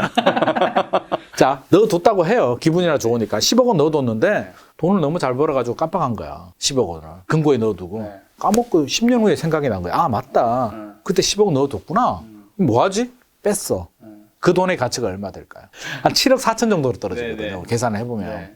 그러면 자 10억 원의 전세를 살았으면 네. 실질적으로 명목 가치는 10억이잖아요. 전세금 10년 만에 받았으면 10억인데 실질 가치는 7억 4천만 원 정도. 실물 자산인 부동산을 샀으면 부동산은 인플레이션 방어를 하거든요. 그렇죠. 10억짜리가 10년 후에 13억, 15억 가는 거는 저는 정상적인 흐름이라고 보는 거죠. 그럼 10억짜리가 20억 갔으면은요, 냉정하게 말하면 10억이 오른 게 아니라 5억은 인플레이션 방어한 거고요. 5억 정도가 올랐다고 보셔야 돼요. 그렇죠. 그렇게 봐야 돼요. 그러면 무주택 전세로 살아버리게 되면 어떻게 돼? 그게 없죠. 없죠. 그러면 7억에 머물러 있는 거거든. 그러면 1주택자들은 저한테 그런 질문 많이 하세요. 1주택자들이 어떤 질문을 많이 하시냐면 쌤 얘기 들으니까 그래 3년 후에 떨어진다고? 그럼 지금 팔고 현금 보유하고 있다가 3년 후에 떨어졌을 때 사면은 개꿀? 완벽하지 않나요? 완벽하지 않나? 그게 완벽할까요? 인생에 완벽한 계획이 어디 있어? 잘 없죠. 저도 제 생각을 얘기하는 거고요. 과거 경험에 미추어서 그런 수도 있다라는 그런 시뮬레이션을 얘기해 주는 거지 정답이 없단 말이에요. 근데 자 1주택을 팔았어. 고기도요. 아 강아지 키우시죠? 네. 사료 주세요? 아니면 뭐 주세요? 사료. 사료만 사료는 간식 조금. 간식 좀 주고 고기 같은 건 아예 안 사람 주죠. 먹는 거야? 네. 절대 안 줘요. 잘하시네. 가끔 제가 마음이 약해가지고 고기를 좀 줘.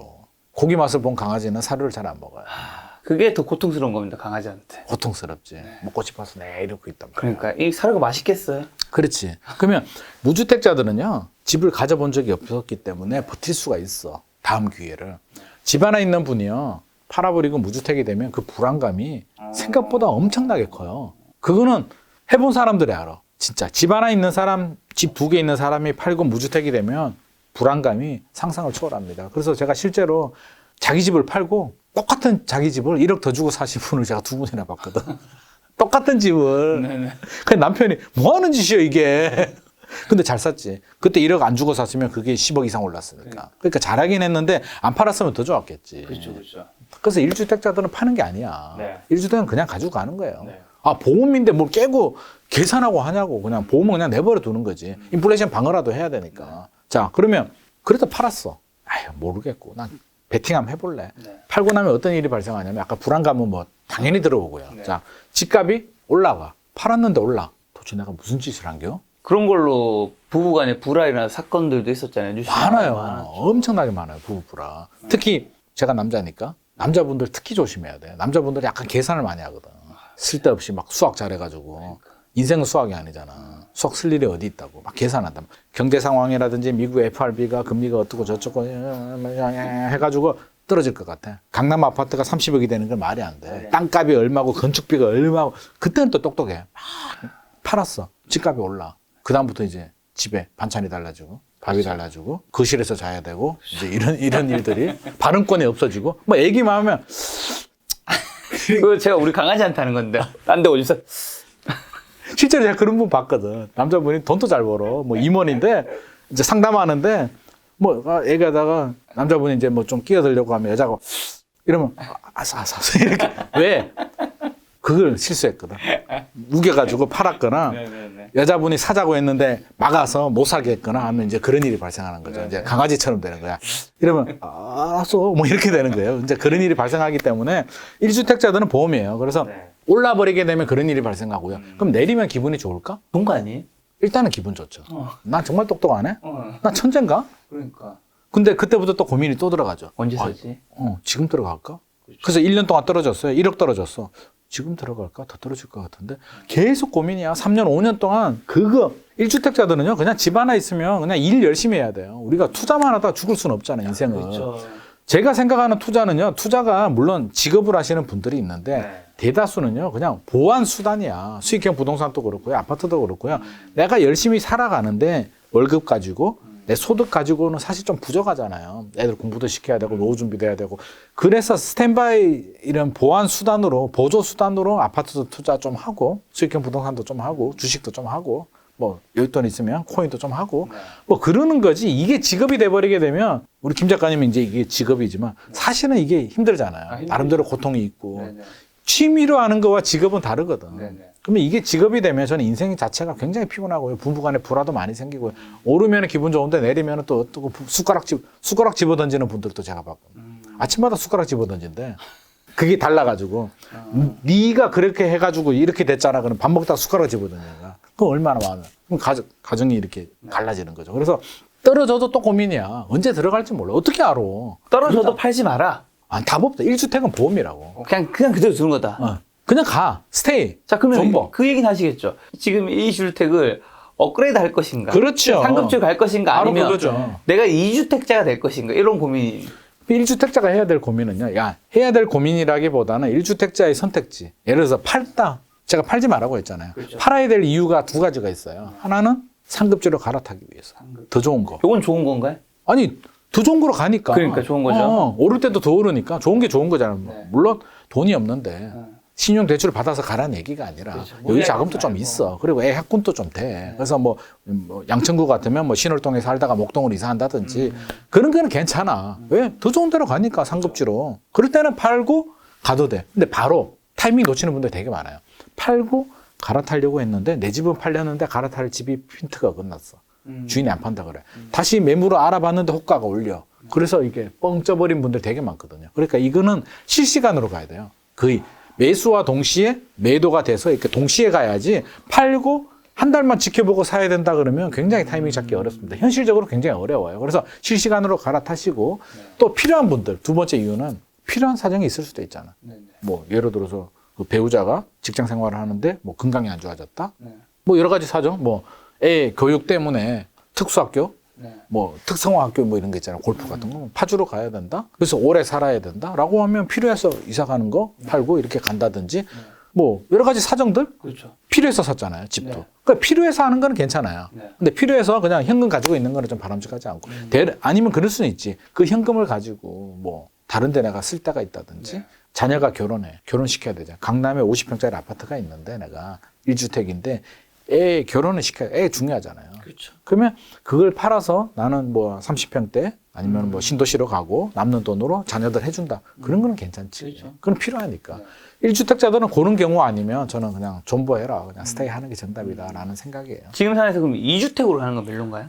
2주택으로 가는 건 본인이 생각을 해야죠. 그때는 이제 고민이 들어가야 돼. 이거는 1주택자들, 무주택자들은 고민이 아니거든요. 그냥 필요하면 하면 돼. 2주택으로 가는 거는 이제 진지하게 고민해야죠. 나의 자금이 얼마나 될까? 아까 제가 얘기했잖아요. 너 만약에 넘어졌을 때, 2주택으로 갔을 때, 넘어졌을 때 충분히 내가 잘 버틸 수가 있을까? 실제로 3년이 고비거든요. 제가 왜 3년 고비냐고 하냐면 저는 심리가 굉장히 중요하다고 생각해요. 아파트 시장에서. 사람 마음 똑같은데 집값이 떨어지잖아요. 우리가 다주택자예요. 떨어져요. 그러면 1년은 버텨요. 그래, 반등 치겠지. 괜찮아. 에휴, 씨. 이자 좀 내지 뭐. 아유, 괜찮아. 일 열심히 하다 보면 돼. 이자 낼 때마다 막 짜증이 나지. 한 3일 짜증 나다가 또 괜찮아지고. 이게 반복이 돼요. 2년 차 접어들게 되면 그래도 회복이 안 돼. 좀 반등 치려고 와서 희망을 가졌는데 또 꺾여. 아, 이거 물렸나? 라는 생각이 싹싹 불안감이 이제 막 스물스물 올라오거든요. 그러면 또 주변에 친구들 만나면 막, 야, 너 그거 팔았어? 너 어떡하냐? 막 또 약 막 올려. 또 친구가 너 조졌다 너? 막 이렇게 막 사사사 약 올려. 얄미워 죽거든. 그러면서 막 불안해. 남들 얘기에 막 휘둘리거든요, 우리는. 벼락거지도 마찬가지잖아요. 사실 꼭 투자해가지고 돈 버는 애들이 꼭 얘기를 많이 해. 입이 간질간질해가지고. 자랑하고 싶거든. 자기도 모르게 막 일부러 그럴 수도 있어. 그게 알게 모르게 누군가를 참 상처를 줄 수도 있죠. 상처를 주는데 자기는 통쾌하지. 학교 다닐 때 제가 나보다 공부 잘했는데 난 투자해가지고 돈 더 많이 벌었다. 뭐 이런 마음이 사실은 있어. 그래서 우리가 제일 열받는 게 상대적인 비교거든요. 그렇죠, 맞아. 사실 우리가 방송 보면서 잘난 사람들 많잖아요. 얼마 전에 보니까 현빈하고 손혜진이 뭐 결혼한다고 발표. 하더라고요. 손혜진, 현빈 빌딩 있잖아요. 배가 아파요, 안 아파요? 안 아프지. 잘생기고 예쁘고 돈도 많고 능력 있고 지들이 사든 말든 뭐 상관이야. 그러니까 우리 손에 닿지 않는 분들. 우리하고 뭔 상관이야. 우리가 열받는 거는 비교 대상인 분들. 그게 그래서 보통 동창회 가면 나랑 옛날에 똑같은 학년에 똑같은 반에 있던 애가 나랑 그게 제일 열받는다니까? 달라지니까. 특히 나보다 공부도 못해. 여자분들 같은 경우는 공부도 못하고 나보다 못생겼어. 결혼도 내가 더 잘한 것 같은데 일도 내가 직장도 더 좋아. 난 진짜 열심히 공부 열심히 해서 좋은 직장, 연봉도 많아. 근데 동창회 갔는데 얘가 영등포에 뭐 아파트 하나 샀는데 10억 올랐대. 도대체 나 뭐? 뭘 위해서 이렇게. 하늘에 뭐가 막 날아다니지. 나는 뭐 했나. 뭐 이렇게. 집에 오면 이제 막 그 남편분들은 이제 여자분들 동창회 가면 조심해야 돼. 그날은. 집값 오를 때는. 그러면 설거지도 좀 해놓고 일찍 자야 돼. 괜히 막 라면 먹고 그냥 이렇게 동창회 냅두면 어땠어? 아, 그거 안 돼. 그거 안 돼. 위험해. 그래서 얼른 자든지 뭐 청소도 좀 해놓고 이렇게 되는데 그게 제일 열받아요. 진짜 상대적인 비교가 가장 열받거든요. 그래서 뭔 얘기하다 여기까지 가버렸네. 그래서 다주택자 얘기하다가 지금 동창회까지 가버렸네. 그렇죠? 그래서 야, 2주택으로 가는 거는 생각을 해야 돼요. 그래서 3년 차가 어렵다고 했잖아요. 2년 차부터 이제 고통이 막 와요. 대출 이자 부담도 있고요. 대출 이자 더 부담스러운 건 그거예요. 집값이 올라가주면 다 상쇄 돼. 종부세 내도 되고요. 대출 이자 내도 되고. 뭐 상관이 있어. 올랐는데. 1년에 2천만 원 이자내도 집값이 1억 오르면은 뭐. 땡큐. 근데 제일 힘든 건 대출 이자는 2천만 원, 1천만 원 내던 걸 2천만 원 내고 있는데 집값은 10억 같은 게 9억으로 떨어졌어. 미치죠. 야, 돌아버리거든요. 그러면 이제 3년 차 넘어가게 되면 이제 멘탈이 나가요. 와, 이거 진짜 안 될 것 같아. 아파트 시장 끝난 것 같아. 라는 불안감이 오면서 주변의 친구들도 팔기 시작해요. 그러면 이제 그때부터 매물이 쏟아지거든요. 그래서 2011년도, 12년도에 폭락을 했단 말이에요. 사람들이 잘 못 느껴. IMF만 집값 떨어진 줄 알아요. 2008년도 금융위기하고. 2010년에서 12년도에 서울의 집값이 얼마나 많이 떨어졌냐면 개포주공 있죠? 네네. 제가 생생하게 기억나는 게 개포주공 1단지 13평이 2010년도에 한 11억 정도 했어요. 2011년도 되니까 8억까지 떨어지더라고요. 30% 떨어졌죠. 저는 이따가 바닥인 줄 알았어. 저희 고객들한테 들어가셔라. 이 정도면 괜찮아. 30% 떨어졌으면 괜찮아. 많이 떨어졌죠. 네. 그걸 몇 분이 투자했어. 2012년도 되니까 5억 7천까지 떨어지는 거야. 이건 뭐지? 그래서 우리 본부장하고 막 얘기를 했어. 야, 조졌다. 이거 어떡하지? 이민 가야 되나? 전화번호를 바꿔야 되나? 왜 찾아와서 멱살 잡을 수 있으니까. 아, 그렇잖아요. 8억에 투자했는데 5억이 되면 2억 3천님 떨어졌죠. 네가 무슨 전문가야, 이 새끼야. 이렇게 나올 수도 있잖아요. 조마조마해 죽겠는 거야. 아, 도대체 내가 무슨 짓을 한 거야? 왜 이런 일이 발생하지? 그렇죠. 그때가 3년 차에 접어든 거죠. 사람들이 집어던지기 시작하는데 재건축 재개발이 더 많이 떨어지더라고요. 전세 레버리지가 받침이 안 되니까. 새 아파트들은 그렇게까지 안 떨어졌어요. 근데 이런 재건축 같은 경우는 전세가 9천이었거든요. 11억에 전세가 9천이었어요. 그러다 보니까 하염없이 빠지더라고. 네. 끝났구나, 아파트 시장. 안 끝났더라고요. 2013년부터 또 회복을 하더라고요. 야, 궁금한 거는 요거 지금 11억에 8억, 5억 7천 낸 거 지금 대략 어느 정도 됩니까? 지금으로 생각해보자. 그럼 재건축 아파트가 예를 들어서 뭐 잠실중공 5단지가 지금 30억 가잖아. 28억에서 30이요. 30억이야. 그러면 11억이 8억 갖다 내기엔 30억이 20억 갖다 내기고요. 그렇죠? 그다음에 5억 7천 갖다 내기는 뭐야? 15억 갖다 내기잖아. 그러니까 30억이 15억 간 거야. 그때 사신 분들은 지금까지 안 팔았으면 또 감사했을 근데 안 팔기도 어렵지. 팔았겠지. 근데 안 판 분들 있어. 그러니까 그냥 무던하게 투자하고 묻어두고 자기 일 열심히 하는 사람이 결국엔 벌더라고요. 기회가 됐을 때 하나 더 사고. 그게 약간 부동산이 결국엔 어쨌든 역사적 우리나라에서는 우상했으니까 내가 사놓고 모아가는 사람들은 결국에는 리스크 관리가 되고 좀 무리하다 싶으면 하나 팔고 요 정도. 그렇게 하시는 분들이 벌지 계산해가지고 하나 사고 팔고 사고 하면 나중에는 남는 게 별로 없어. 진짜 그렇죠. 그래서 부동산 업자나 이런 분들 중에 실제로 그런 분들 막 아는 게 독이라고 사고 내릴 것 같으니까 팔고 막 계산하면 안 맞다는 거지. 그래서 실제로 그런 일이 안 생기면 좋겠지만 그 3년 차 접어들게 되면 이제 던지기 시작하더라고. 대출 이자는 늘어나고 대출 많이 받았으니까 그때 대출 이자 늘어나고 집값 떨어지니까 3년 차 되니까 멘탈 나가면서 던지면서 폭락을 하는데 그때만 잘 참으면 기회가 오죠. 그래서 그때를 참아야 되는데 대출을 많이 받은 분들 리스크 관리가 안 되는 분들은 굉장히 힘들다. 대출도 능력 되는 분들은 괜찮아요. 그냥 버티면 되는데 좀 무리하게 하신 분들은 그때가 좀 위험할 수 있으니까 저는 그게 이제 세게 넘어지는 거죠. 달리다가 넘어져서 무릎팍이 나가는 거야. 대출 얘기 나서 그럼 금리 어쨌든 인상 지금 시기잖아요. 네. 이런 시기에 조금 뭐 하지 말아야 투자라든가 그다음 부동산 시장에 어떤 영향을 줄 수 있는지랑 그다음에 또 혹시나 이런 금리 인상 시기에도 이 부동산 시장에서도 내가 뭔가 기회를 볼 수 있는 부분도 있는 건지 아니면 그냥 이럴 때 그냥 납작 엎드리고 그냥 조심하게 있어야 되는 거죠. 아직은 금리가 본격 상승한 건 아니거든요. 네네. 그래서 이제 시작 초입. 그렇죠. 예. 그래서 사실은 주식 시장도 굉장히 두려움을 많이 갖고 있는데 매도 먼저 맞는 게 낫거든요. 아, 막 그렇죠. 확실한. 제일 무서운 게 막, 제일 뒤에 끝에. 예, 맞는 소리 들릴 때. 요즘 선생님들 안 때리잖아요. 안 때리죠. 우리 고등학교 때 많이 맞았거든요. 저는 주먹으로도 맞았어요. 주먹으로도 맞고 뭐 그러면 아직도 기억나요. 고등학교 때 화학 선생님이 있었는데 꼭 뭘 원서 기호를 달달달 외워야 돼. 맞아. 외운 다음에 카드를 딱 주면 탁 튀어나와야 돼. 맞아. 뭐 근데 사람이 알고 있어도요. 순간 들이매면 안 나올 수 있어. 이러면 박아. 머리 박아. 다음 박아. 쫙 그러면 애들이 앞에 쫙 박아져 있어. 그래서 다행히 맞춘 애들은 안도의 한숨을 쉬고 있고 제일 무서운 애가 이제 끝에 박은 애. 맞는 소리가 팍팍팍팍 들리거든. 그러면 공포감이 실제로 맞으면 안 아파. 너무 쫄아가지고 맞은지 안 맞은지도 몰라. 원래 그 싸울 때 덜 아프잖아요. 아드레날린 분비돼가지고. 그렇죠. 그런 거거든. 공포감이. 그렇기 때문에 이게 맞는 거하고 똑같아요. 그래서 뭔 얘기하다 이게 나왔냐 또. 금리 상식. 금리. 대출. 그래서 지금은 불안감이 굉장히 크거든요. 그래서 미국이 한마디만 해도 출렁출렁 되잖아요. 그래서 저는 빨리 해야 된다고 봐. 이것도 리스크거든요. 불확실성을 빨리 제거해 주는 게 좋아요. 그럼 실제로 올라가주면 또 감당할 수 있어. 이게 한 방에 1%, 2%씩 이렇게 올리면 충격이 크죠.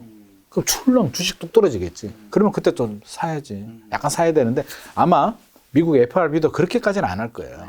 그래서 지금 관건은 이제 3월 달에 미국이 기준금리 거의 뭐 95%? 올릴 것 같아요. 거의 올릴 것 같아요. 올리면 관건은 그거예요. 0.25%를 올리느냐, 0.5%포인트를 올리느냐, 심하게 1%를 올리느냐, 1%포인트를 올리느냐가 제가 볼 때 가장 관건. 저는 0.5 베팅 걸고 있는데 0.1을 올리게 되면 충격이 좀 주식시장 출렁하겠죠. 야, 한 방에 1을 올리면 앞으로 얼마나 더 올린다는 얘기야.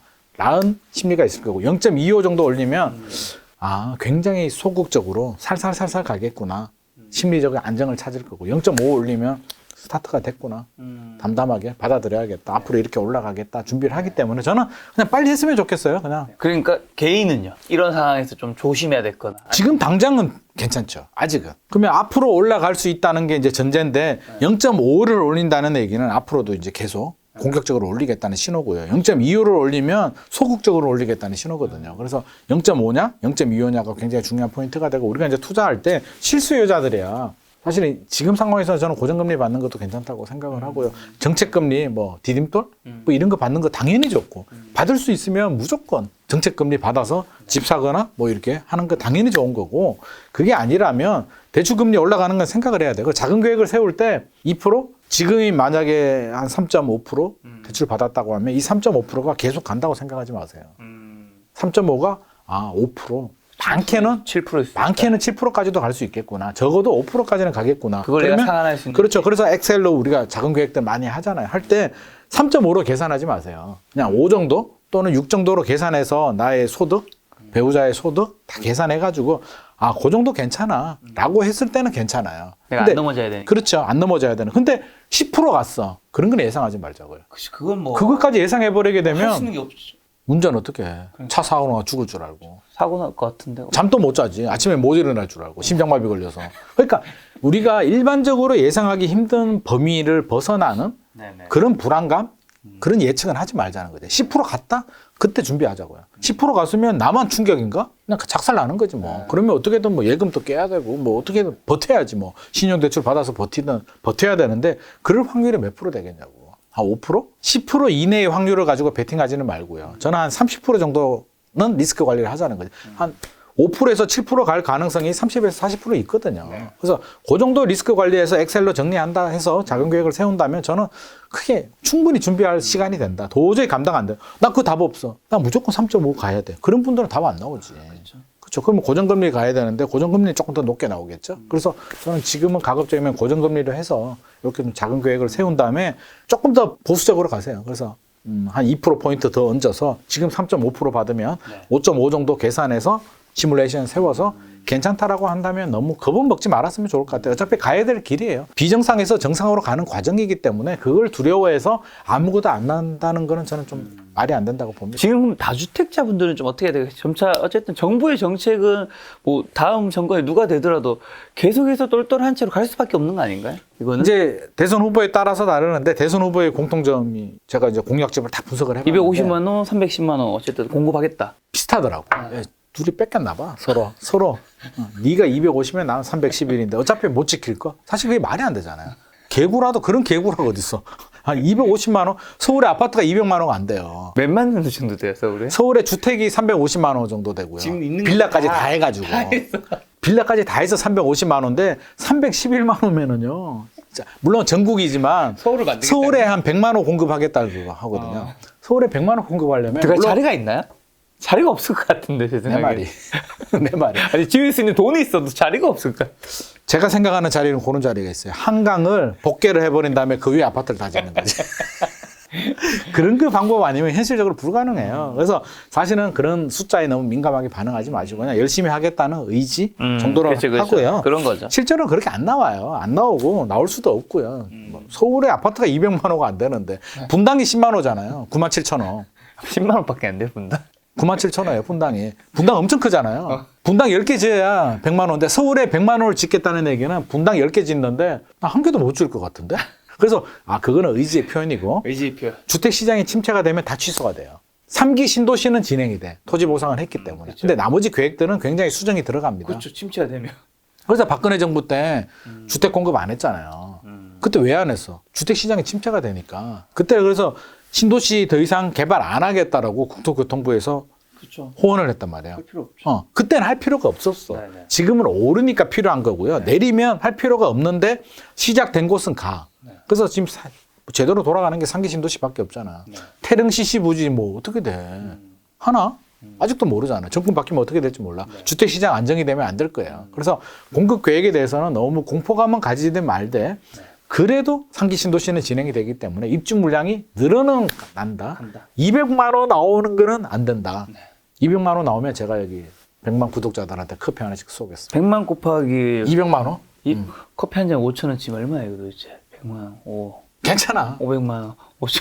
괜찮아. 안 될 거니까. 대신 100만 원 안 되면 저한테 커피 한 잔씩 줘야 됩니다.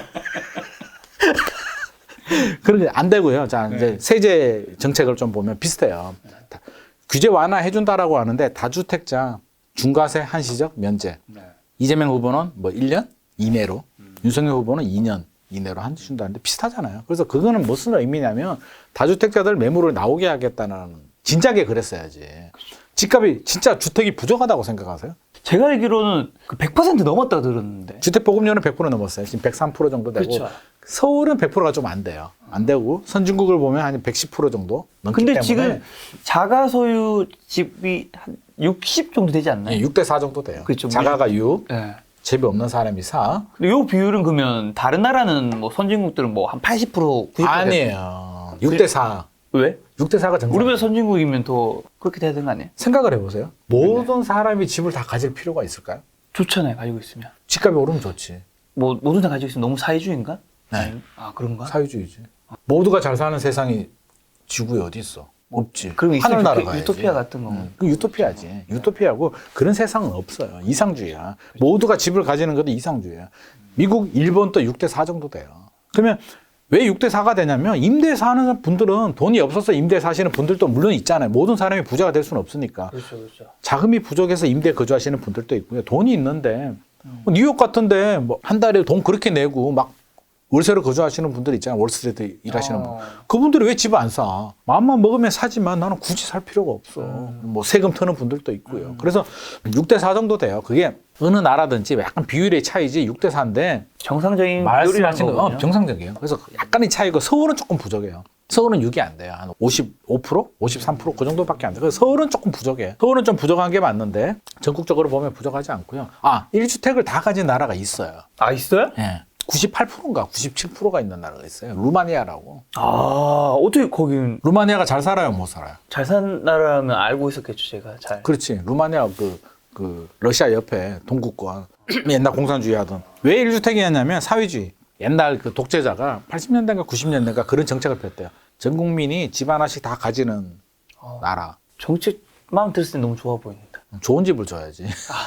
다 주니까 어떤 문제가 발생하냐면 내가 노력을 안 했는데 필요가 없는데 집이 하나씩 생겼잖아요. 노력 안 하게 되나요? 그렇지. 경제의 활력이 떨어지지. 왜? 집이 있는데? 그럼 건설회사들이 공급을 할까요? 수요가 없는데 다 집이 있는데 집을 안 짓죠. 그러면 갈아탈 집도 없어. 이사도 꿈도 없어. 더 좋은 집이 있어야 가지. 주택 공급이 안 되는데. 그럼 애들이 크잖아요. 애들이 이사 갈 집도 없어. 그래서 국가 경제가 완전히 와장창? 그건 있을 수 없는. 뭐 리비아는 뭐 그런 것도 있었다고 하던데요. 카다피가 주택을 공유화해가지고 나라 거야. 다 뺏어버려가지고 먼저 입주하는 사람 마음대로 살아. 실제로 그랬대요. 그거 어떻게 해요? 빨리 들어가서 여기 주저앉으면 내 집이야. 선착순. 선착순 진짜로. 들어. 그러니까 안 뺏겨야 되잖아. 일하러 나가면 딴 놈이 들어와 있어. 그 자물쇠를 채우잖아요. 그러니까 국가에서 야 나라 집인데 너 왜 자물쇠 채워? 부셔.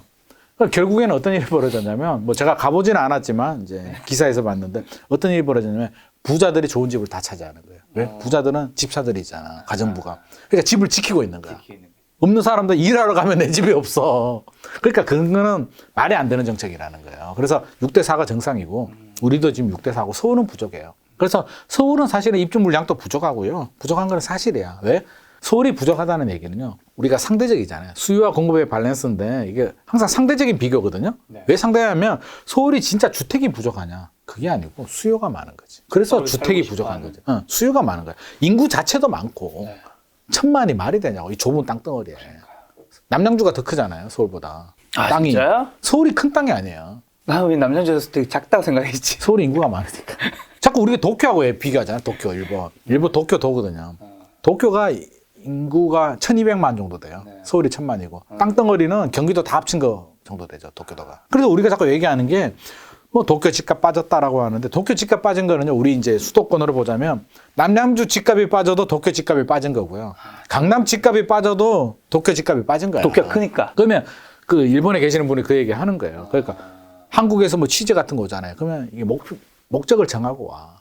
집값 떨어지는 걸 취재하고 싶잖아. 원하는 그게 있어. 그러면 저 조용한 지역에 가서 찍는 거예요. 그럼 집값 떨어졌거든. 도쿄 중심부, 록봉길 뭐 이런 데 가면 오르지. 맞아. 그러니까 그렇게 비교하면 안 된다는 거예요. 그래서 서울 같은 경우는 부족하다. 사실. 공급 물량을 늘려야 되는데 땅이 없다. 서울은 개발이 완성된 도시다. 그래서 서울의 공급 물량 늘리는 것에 한계가 있다고 봐요. 그래서 뭐 김포공항 자리에 아파트 짓겠다, 용산민족공원 자리에 짓겠다라고 하는데 저는 반대예요. 왜? 그거 지어서 해결될 문제가 아니거든. 왜? 서울 집을 누가 사요? 서울 사람들만 사나? 아니죠. 뭐 경기도나 인천에 계시는 분들도 사고 지방에도 사시고. 서울 주택 소유의 한 20% 이상이 외지인 소유잖아요. 제 아시는 분 중에 제 아버지 친구분 중에도 서울에 아파트 하나 가지고 계신 분 있어요. 부자야. 지방에서. 보통 또 지방에 계신 돈 있으시면 서울에 한 채 건물이든 뭐든 가지고 싶어 하는. 전세도 안 줘. 내가 올라오면 건강검진 받고 별장처럼 사용하고 가. 그거 아깝잖아. 전세 주면 돈이 얼마인데. 그러니까. 서울에 집을 왜 샀어요? 그러면 뭐라 그러는 줄 알아요?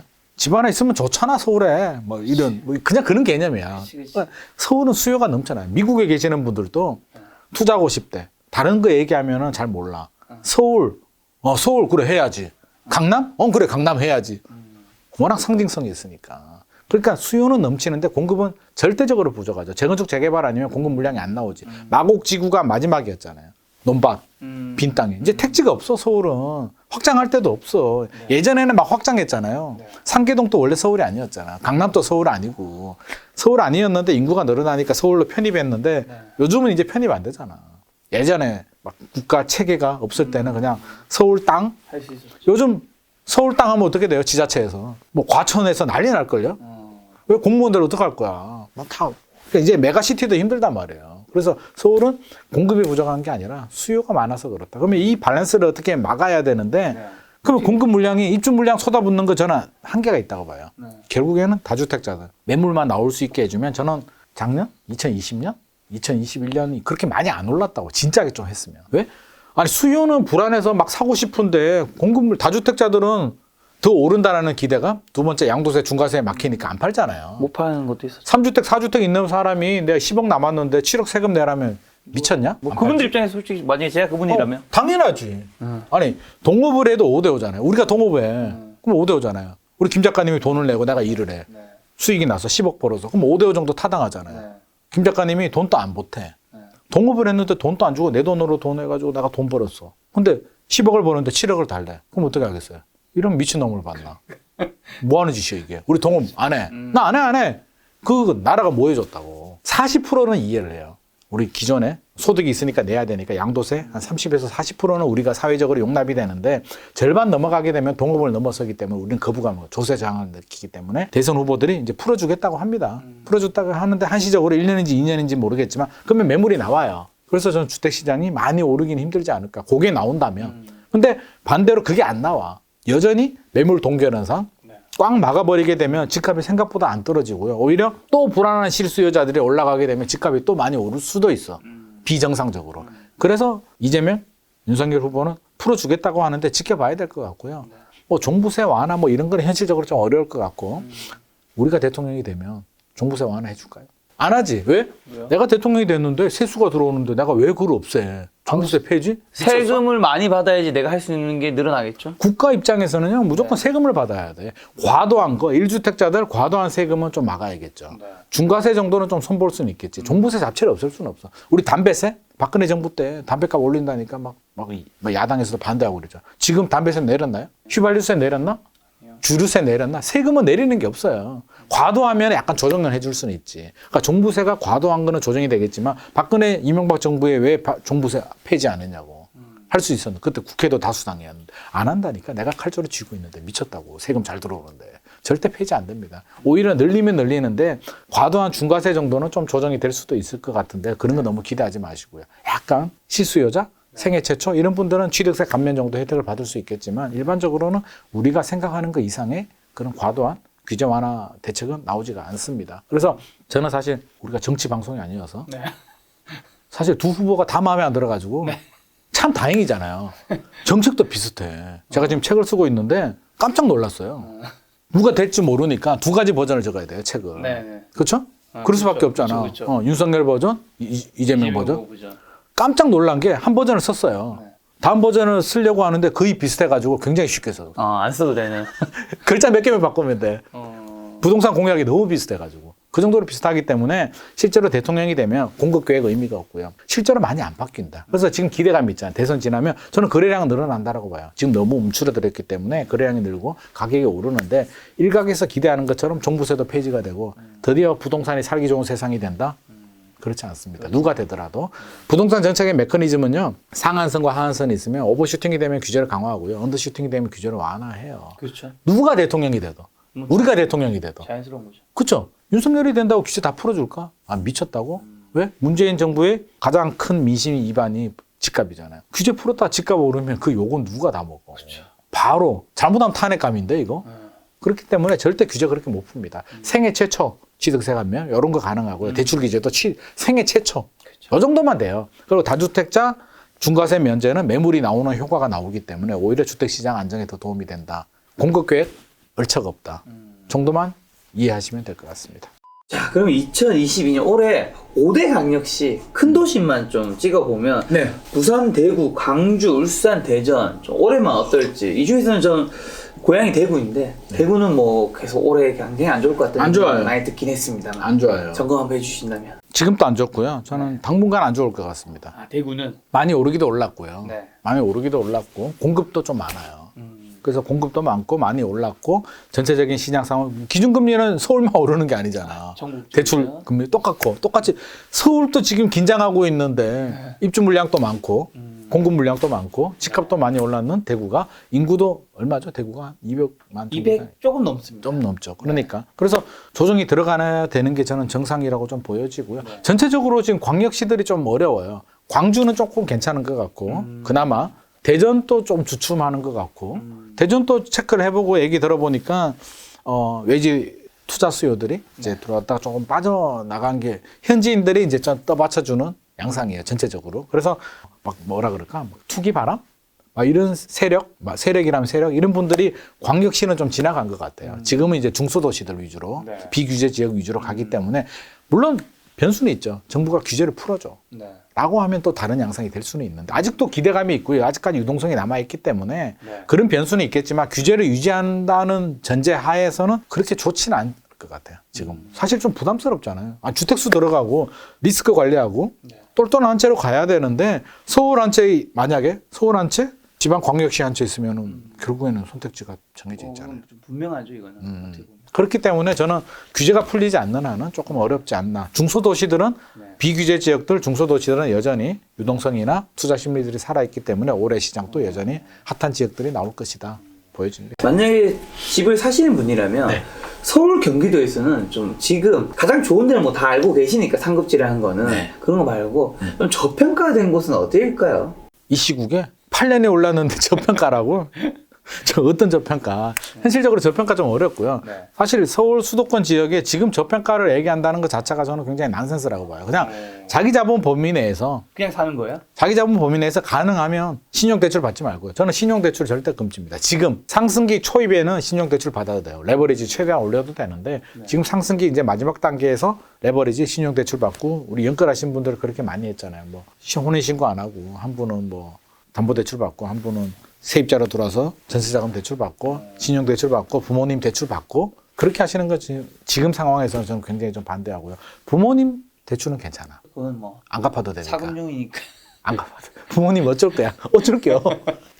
좀 미안하지만 어쩔게요. 금리가 오르고 세상이 어려운데 네. 좀 이해해 주겠죠. 그래서 부모님 도움을 살짝 받는 거는 괜찮겠지만 은행은 부모님이 아니에요. 인정 사정이 없습니다. 없죠. 그분들은 피도 눈물도 없는 예전부터 그렇기 때문에 그렇게 대출 받지 마시고 그 뭐라 그럴까 저평가를 찾아보면 없어요. 다 올랐어. 나홀라 아파트도 올랐기 때문에 지금 시절에 저평가를 찾는다는 것 자체가 저는 굉장히 난센스라고 보고 내 자기 자본 내에서 범주 안에 들어가는 곳이 있다면 플러스 알파 개발 호재 아파트 가치는 저는 네 가지 가치로 보거든요. 시장 가치, 부동산 시장 흐름에 얼마나 탄력적으로 움직이느냐. 그다음에 현재 가치, 뭐 역세권이냐, 학군이 좋으냐, 대단지냐, 브랜드냐, 뭐 여러 가지. 그럼 현재 가격이 반영되어 있는 현재 가치가 있고 미래 가치, 앞으로 얼마나 더 좋아질 것인가. 지하철역이 생기면 좋아지겠죠. 뭐 재건축 재개발이 되면 좋아지겠죠. 이런 미래 가치, 내재 가치는 이제 땅, 대지 지분이 얼마나 많으냐 이런 건데 이제 이런 걸 따져봐야죠. 그러면 빌라를 만약에 투자하더라도 저는 신축 빌라보다는 좀 오래되더라도 혹시라도 서울 같은 경우 또는 뭐 성남시나 이런 지역들은 구역 지정이 됐으면 당연히 좋은데 가격이 비쌀 거고요.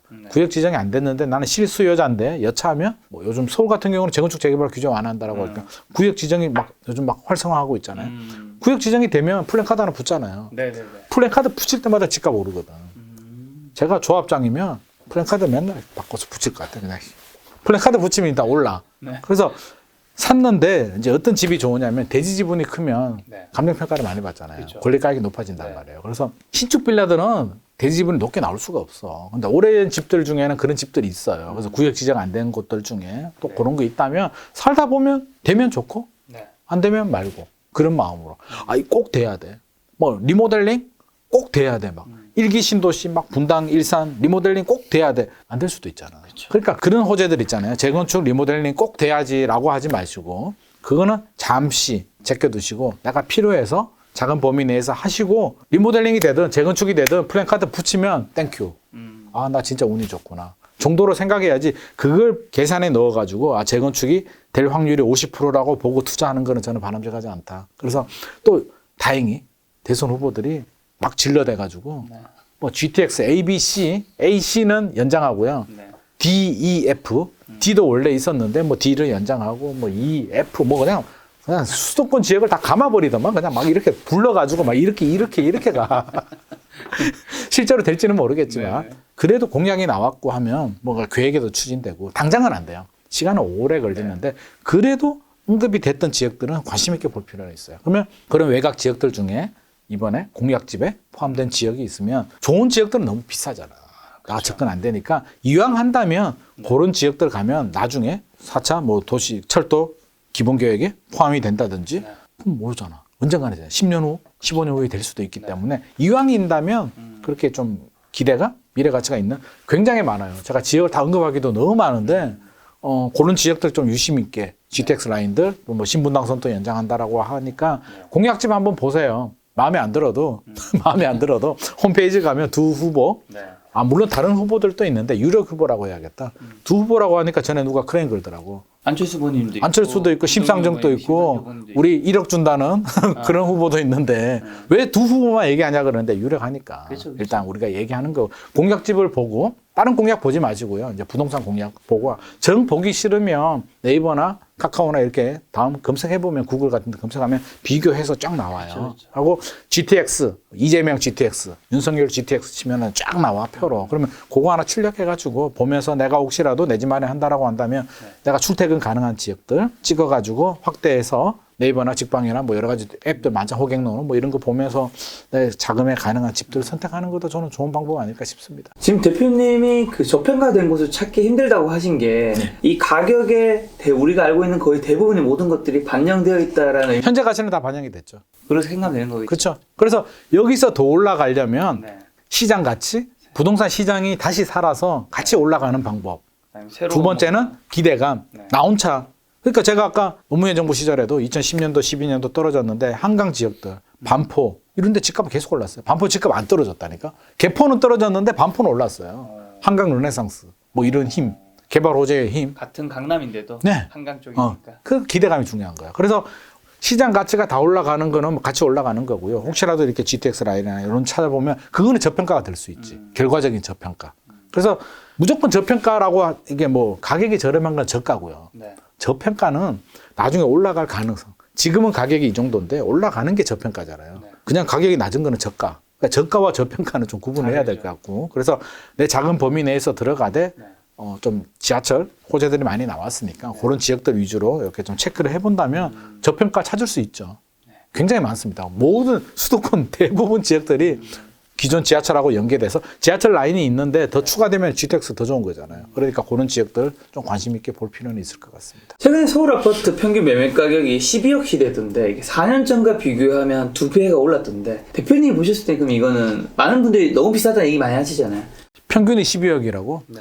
평균의 함정이잖아요. 12억짜리 어디 있어? 그렇죠. 그렇게 한다. 평균 매매가가 그렇다고 하는데. 그러니까 저는 그렇게 이해를 해야 돼요. 네. 아, 많이 올랐구나. 네. 좀 더 이해해야지. 평균이 12억이니까 나는 내가 중산층인가? 그럼 12억짜리 없다니까. 우리 학교 다닐 때 그렇죠.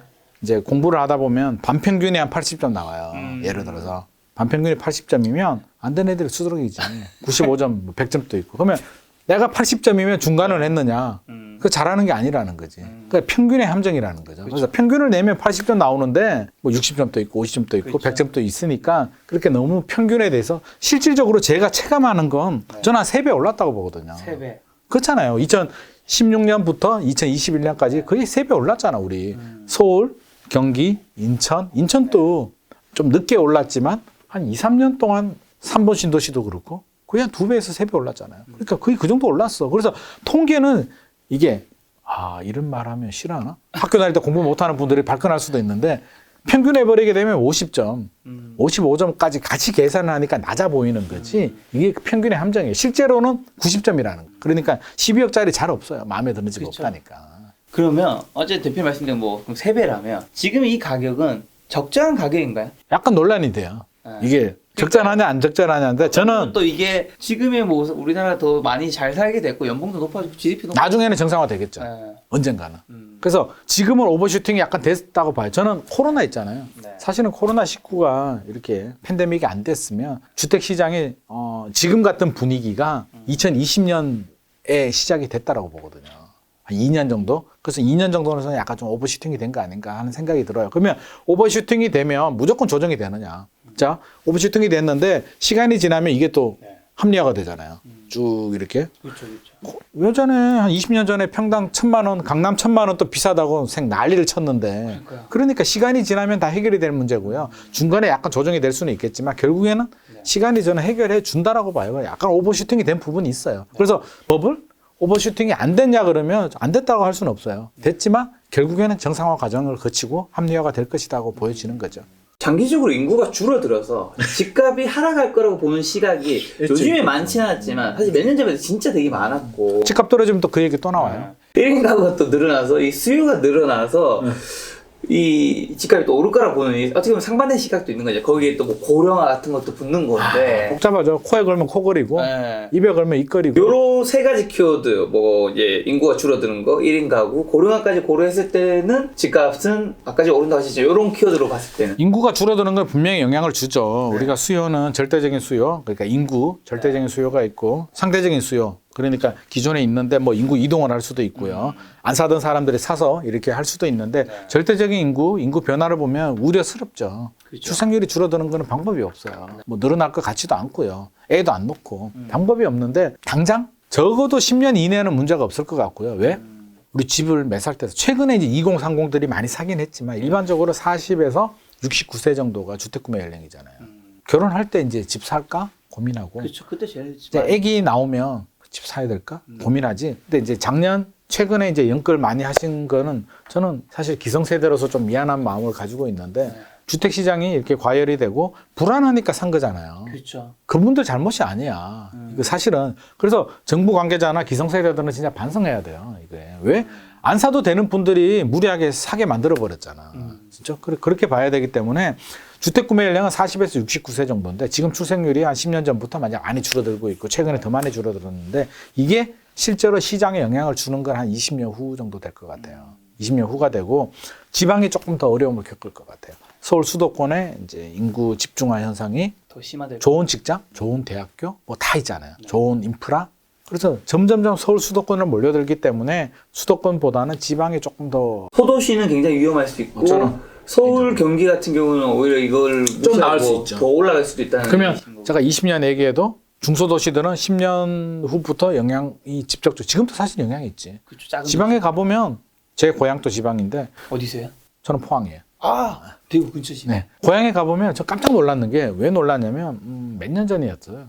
교회 이제 장모님하고 이제 교회를 갔는데 젊은 사람이 없는 거예요. 제가 그날 휴가 내고 갔는데 젊은 사람이 없어. 다 서울 수도권으로 올라간 거야. 제가 젊을 때는 안 그랬거든요. 없는 거야. 다 왜? 서울에 좋은 대학교. 저는 대학교가 문제라고 보거든. 왜? 인서울 하면 요즘 이제 브랜드가 생겨버렸잖아요. 서인서울이면 되잖아. 스카이는 바라지도 않아. 인서울. 한국 대학이 브랜드라서. 네. 인서울 가는 애들이 스카이 가고 인서울 가는 애들이 공부도 잘하잖아요. 요즘 집안 좋은 애들이 또 공부도 잘해. 그러면 자 좋은 대학교 갔는 애들이 집안도 좋아. 거기서 직장을 또 학교가 좋으니까 직장을 잡아. 집도 서울 수도권에 있어서 그냥 서울 수도권 인구가 되는 거야. 우수 인재들이 다 빠져나가는 거지. 그럼 지방 활성화 시키겠다고 대선 후보들이 여러 정책들을 내놓는데 현실적으로 굉장히 어려워요. 그래서 그 대학교 지방으로 보내버려야 되고 대기업 뭐 다 보내버리고 이래야 되는데 그게 말이 쉽나? 안 가려고 하죠. 안 가죠. 현실적으로 불가능하지. 사회주의도 아니고. 그래서 현실적으로 지방이 먼저 타격을 받을 것 같고요. 서울 수도권은 조금 더 시간 여유라면 여유가 될 수도 있어요. 그리고 1인 가구, 뭐 가구 수가 증가한다라는 얘기를 많이 하는데 좀 신경을 써야 될 게 가구 수 증가하는 건 사실이고 요즘 같이 안 살려고 하잖아요. 증가하는데 그러면 1인, 2인 가구가 필요한 집이 어떤 집이냐. 물론 집이 크면 좋긴 하지. 근데 현실적으로 어려우니까. 그래서 저는 전용 59제곱미터. 요즘 소득 수준이 다 높아졌잖아요. 정부가 실수하는 게 이게 탁상행정이 약간 뭐라 그래야 돼? 그런 선민사상 같은 게 있잖아요. 가진 자, 내가 왕, 관리자, 지도층, 내가 이렇게 베풀어 줄게. 약간 그런 마인드가 있거든요. 청년들이 집이 없어 1인 세대들이 그래 소형 아파트들 또는 소형 주택들 내가 많이 공급해 줄게. 그래서 뭐 40제곱미터짜리 뭐 이런 거 뭐 열몇 평짜리 빌라도 그 최근에 도시형 생활주택도 50제곱미터에서 60제곱미터로 원룸형 또 늘려가지고 뭐 3룸도 공급해주고 한다는데 시장 수요자들 일반적으로 수요자들이 원하는 집은 아파트예요. 59, 25평. 그래서 신혼희망타운 청약 사전 청약 결과를 보더라도 59제곱미터 이상 84가 가장 인기가 있고요. 59 신혼희망타운은 면적이 좀 작아 51제곱미터 막 이런데 경쟁률이 달라. 그 얘기가 뭐냐면 적어도 59 정도 원한다는 거지. 왜? 눈높이가 올라갔죠. 눈 뜨니까 저희 때는 그랬잖아요. 빌라에도 살고 단독주택에도 살고 뭐 그렇고 요즘 애들은요. 요즘 세대들 눈 뜨니까 아버지가 아파트에 살고 있어 대부분. 아버지가 차도 있어. 뭐 게임기도 좀 필요하면 사줘. 별로 불편한 게 없어. 아버지 집에서 84제곱미터에 살다가 내가 독립을 하는데 결혼하는데 40제곱미터에 살아라고? 깝깝하지. 그러니까 정부 계획도 200만 호 짓는 게 중요한 게 아니라 59제곱미터 새 아파트를 10만 호를 짓느냐가 굉장히 중요한 포인트가 되거든요. 그래서 이런 주택들을 많이 공급을 해줘야 되고 젊은 세대들 인구가 갑자기 줄어들지만 1인 세대들은 늘어나기 때문에 저는 직접적인 충격 그건 상당히 완화가 되리라고 봐요. 1인 세대들은 그렇게 생각하시는 분들이 있어요. 1인 세대들이 무슨 돈이 있다고. 걔들은 그냥 빌라 살 거야. 아파트 수요가 아니야. 아니에요. 1인 2인 수요들이 물론 자금력이 안 되는 분들도 있지만 요즘 이제 양극화가 심해지고는 있는데 돈 잘 버는 분들 얼마나 잘 버는데요. IT라든지. 맞아요. 그렇죠? 그래서 그런 분들이 목돈이 좀 부족할 뿐이지. 능력이 안 되는 게 아니야. 그래서 그런 분들을 위한 양질의 59제곱미터 정도의 이상의 양질의 주택. 양질이 필요해요. 그래서 자꾸 100만 원 이런 말 하면 안 되나? 자꾸 쓰레기 같은 거 100만 원 그거 지으면 안 된다고. 진짜 양질의 주택 10만 원. 좋은 집. LH 싫어하잖아요. LH가 하는 게 목표 있잖아요. 자꾸 나는 그런 정책 버려야 된다고. 막 숫자. 왜? 100만 원 하라고 하니까 숫자를 늘리기 위해서 작은 면적의 품질이 낮은 주택을 많이 지으려고 하잖아요. 왜? 그게 직장인들의 마인드거든. 왜? 목표 달성해야 되니까. 물론 그것도 달성 못하지.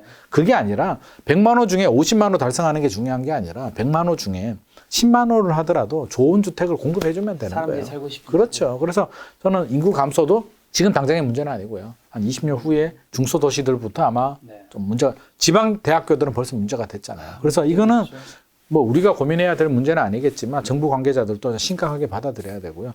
그럼 지방 소멸을 어떻게 대처를 할 것인가에 대한 건 우리가 고민할 문제는 아닌 것 같고 다 같이 머리를 맞대고 정부 관계자들도 중장기 프로젝트를 해야 되고 인구가 감소하기 때문에 집값이 바로 떨어져 이렇게 걱정할 필요는 없을 것 같습니다.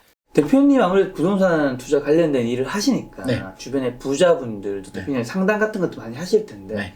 그러면 지금 이 상황에서 부자분들은 뭘 사고 계세요? 고민이 굉장히 많아요. 아파트 사는 거는, 주택을 사는 거는 일단 답이 없다라고 생각하고요. 스탑했고 이미 다 있으니까. 무주택 뭐 거의 없잖아요. 그리고 빌딩 값도 많이 올랐는데 선택지가 이제 주택을 사면 주택수에 들어가니까 세금으로 다 뜯기니까. 그러니까 안 그것도 살고. 자금 출처도 조사 들어오니까. 현실적으로 주택은 답이 없다라고 지금 생각을 하고 있고요. 이제 틈새 시장이 뭐 있느냐인데 뭐 생수기나 오피스텔 같은 경우는 이제 자금력이 조금 부족하신 투자자들 1억, 2억 정도 투자자분들이 작년에 좀 주택 규제를 피해서 많이 들어갔고요. 자금력이 되시는 분들은 고민 많이 하죠. 지식산업센터에 좀 많이 들어갔고요. 지상 네, 지산이 대출도 잘 나오고 대출 무조건 받아야 돼. 대출이 돈 없는 사람들이 받는 게 아니에요. 돈 없는 분들도 받지만 있는 사람들도 무조건 받아야 돼요. 세금 문제, 뭐 세무사들도 그렇게 추천하고 자금 출처도 있고 하기 때문에 그렇죠. 무조건 대출을 받아야 돼요. 그래서 대출이 잘 나오는 지식산업센터에 좀 많이 들어간 경향도 있고요. 상가 투자도 많이 했고요. 빌딩 당연히 많이 했죠. 꼬마 빌딩 가격이 예전 생각하면 깜짝 놀라요. 요즘 뭐 옛날에 뭐 50억짜리 100억 됐다면서 네, 아파트만큼 올랐어요. 아파트가 10억 하던 시절에 30억짜리 빌딩이 있었잖아요. 아파트가 30억이 되니까 빌딩이 80억, 70억 갔다니까? 왜? 이제 아파트 한 2개 팔면 빌딩을 살 수 있게 됐거든. 근데 제가 듣기로 지금 강남이나 서울에는 꼬마 빌딩 시도 말랐다고 들었어요. 없어요. 매물도 없고요. 왜 가격, 없어요? 수요가 있으니까. 왜? 아파트 가격이 이제 예를 들자면 강남에 30억 하잖아요. 예전에는 10억 하던 시절에 꿈도 못 꿨어. 30억 하니까 두 채 있으면 60억이면 살만하거든. 대출 받으면. 그렇죠. 대출 절반 정도 나오면 30억 아파트를 팔고 대출 받으면 50억, 60억짜리 살 수 있거든. 그러니까 구매 능력이 올라간 거예요. 아파트가 레버리지가 되면서 아파트 수요가 빌딩으로 넘어가다 보니까 이제 주택 규제가 많잖아요.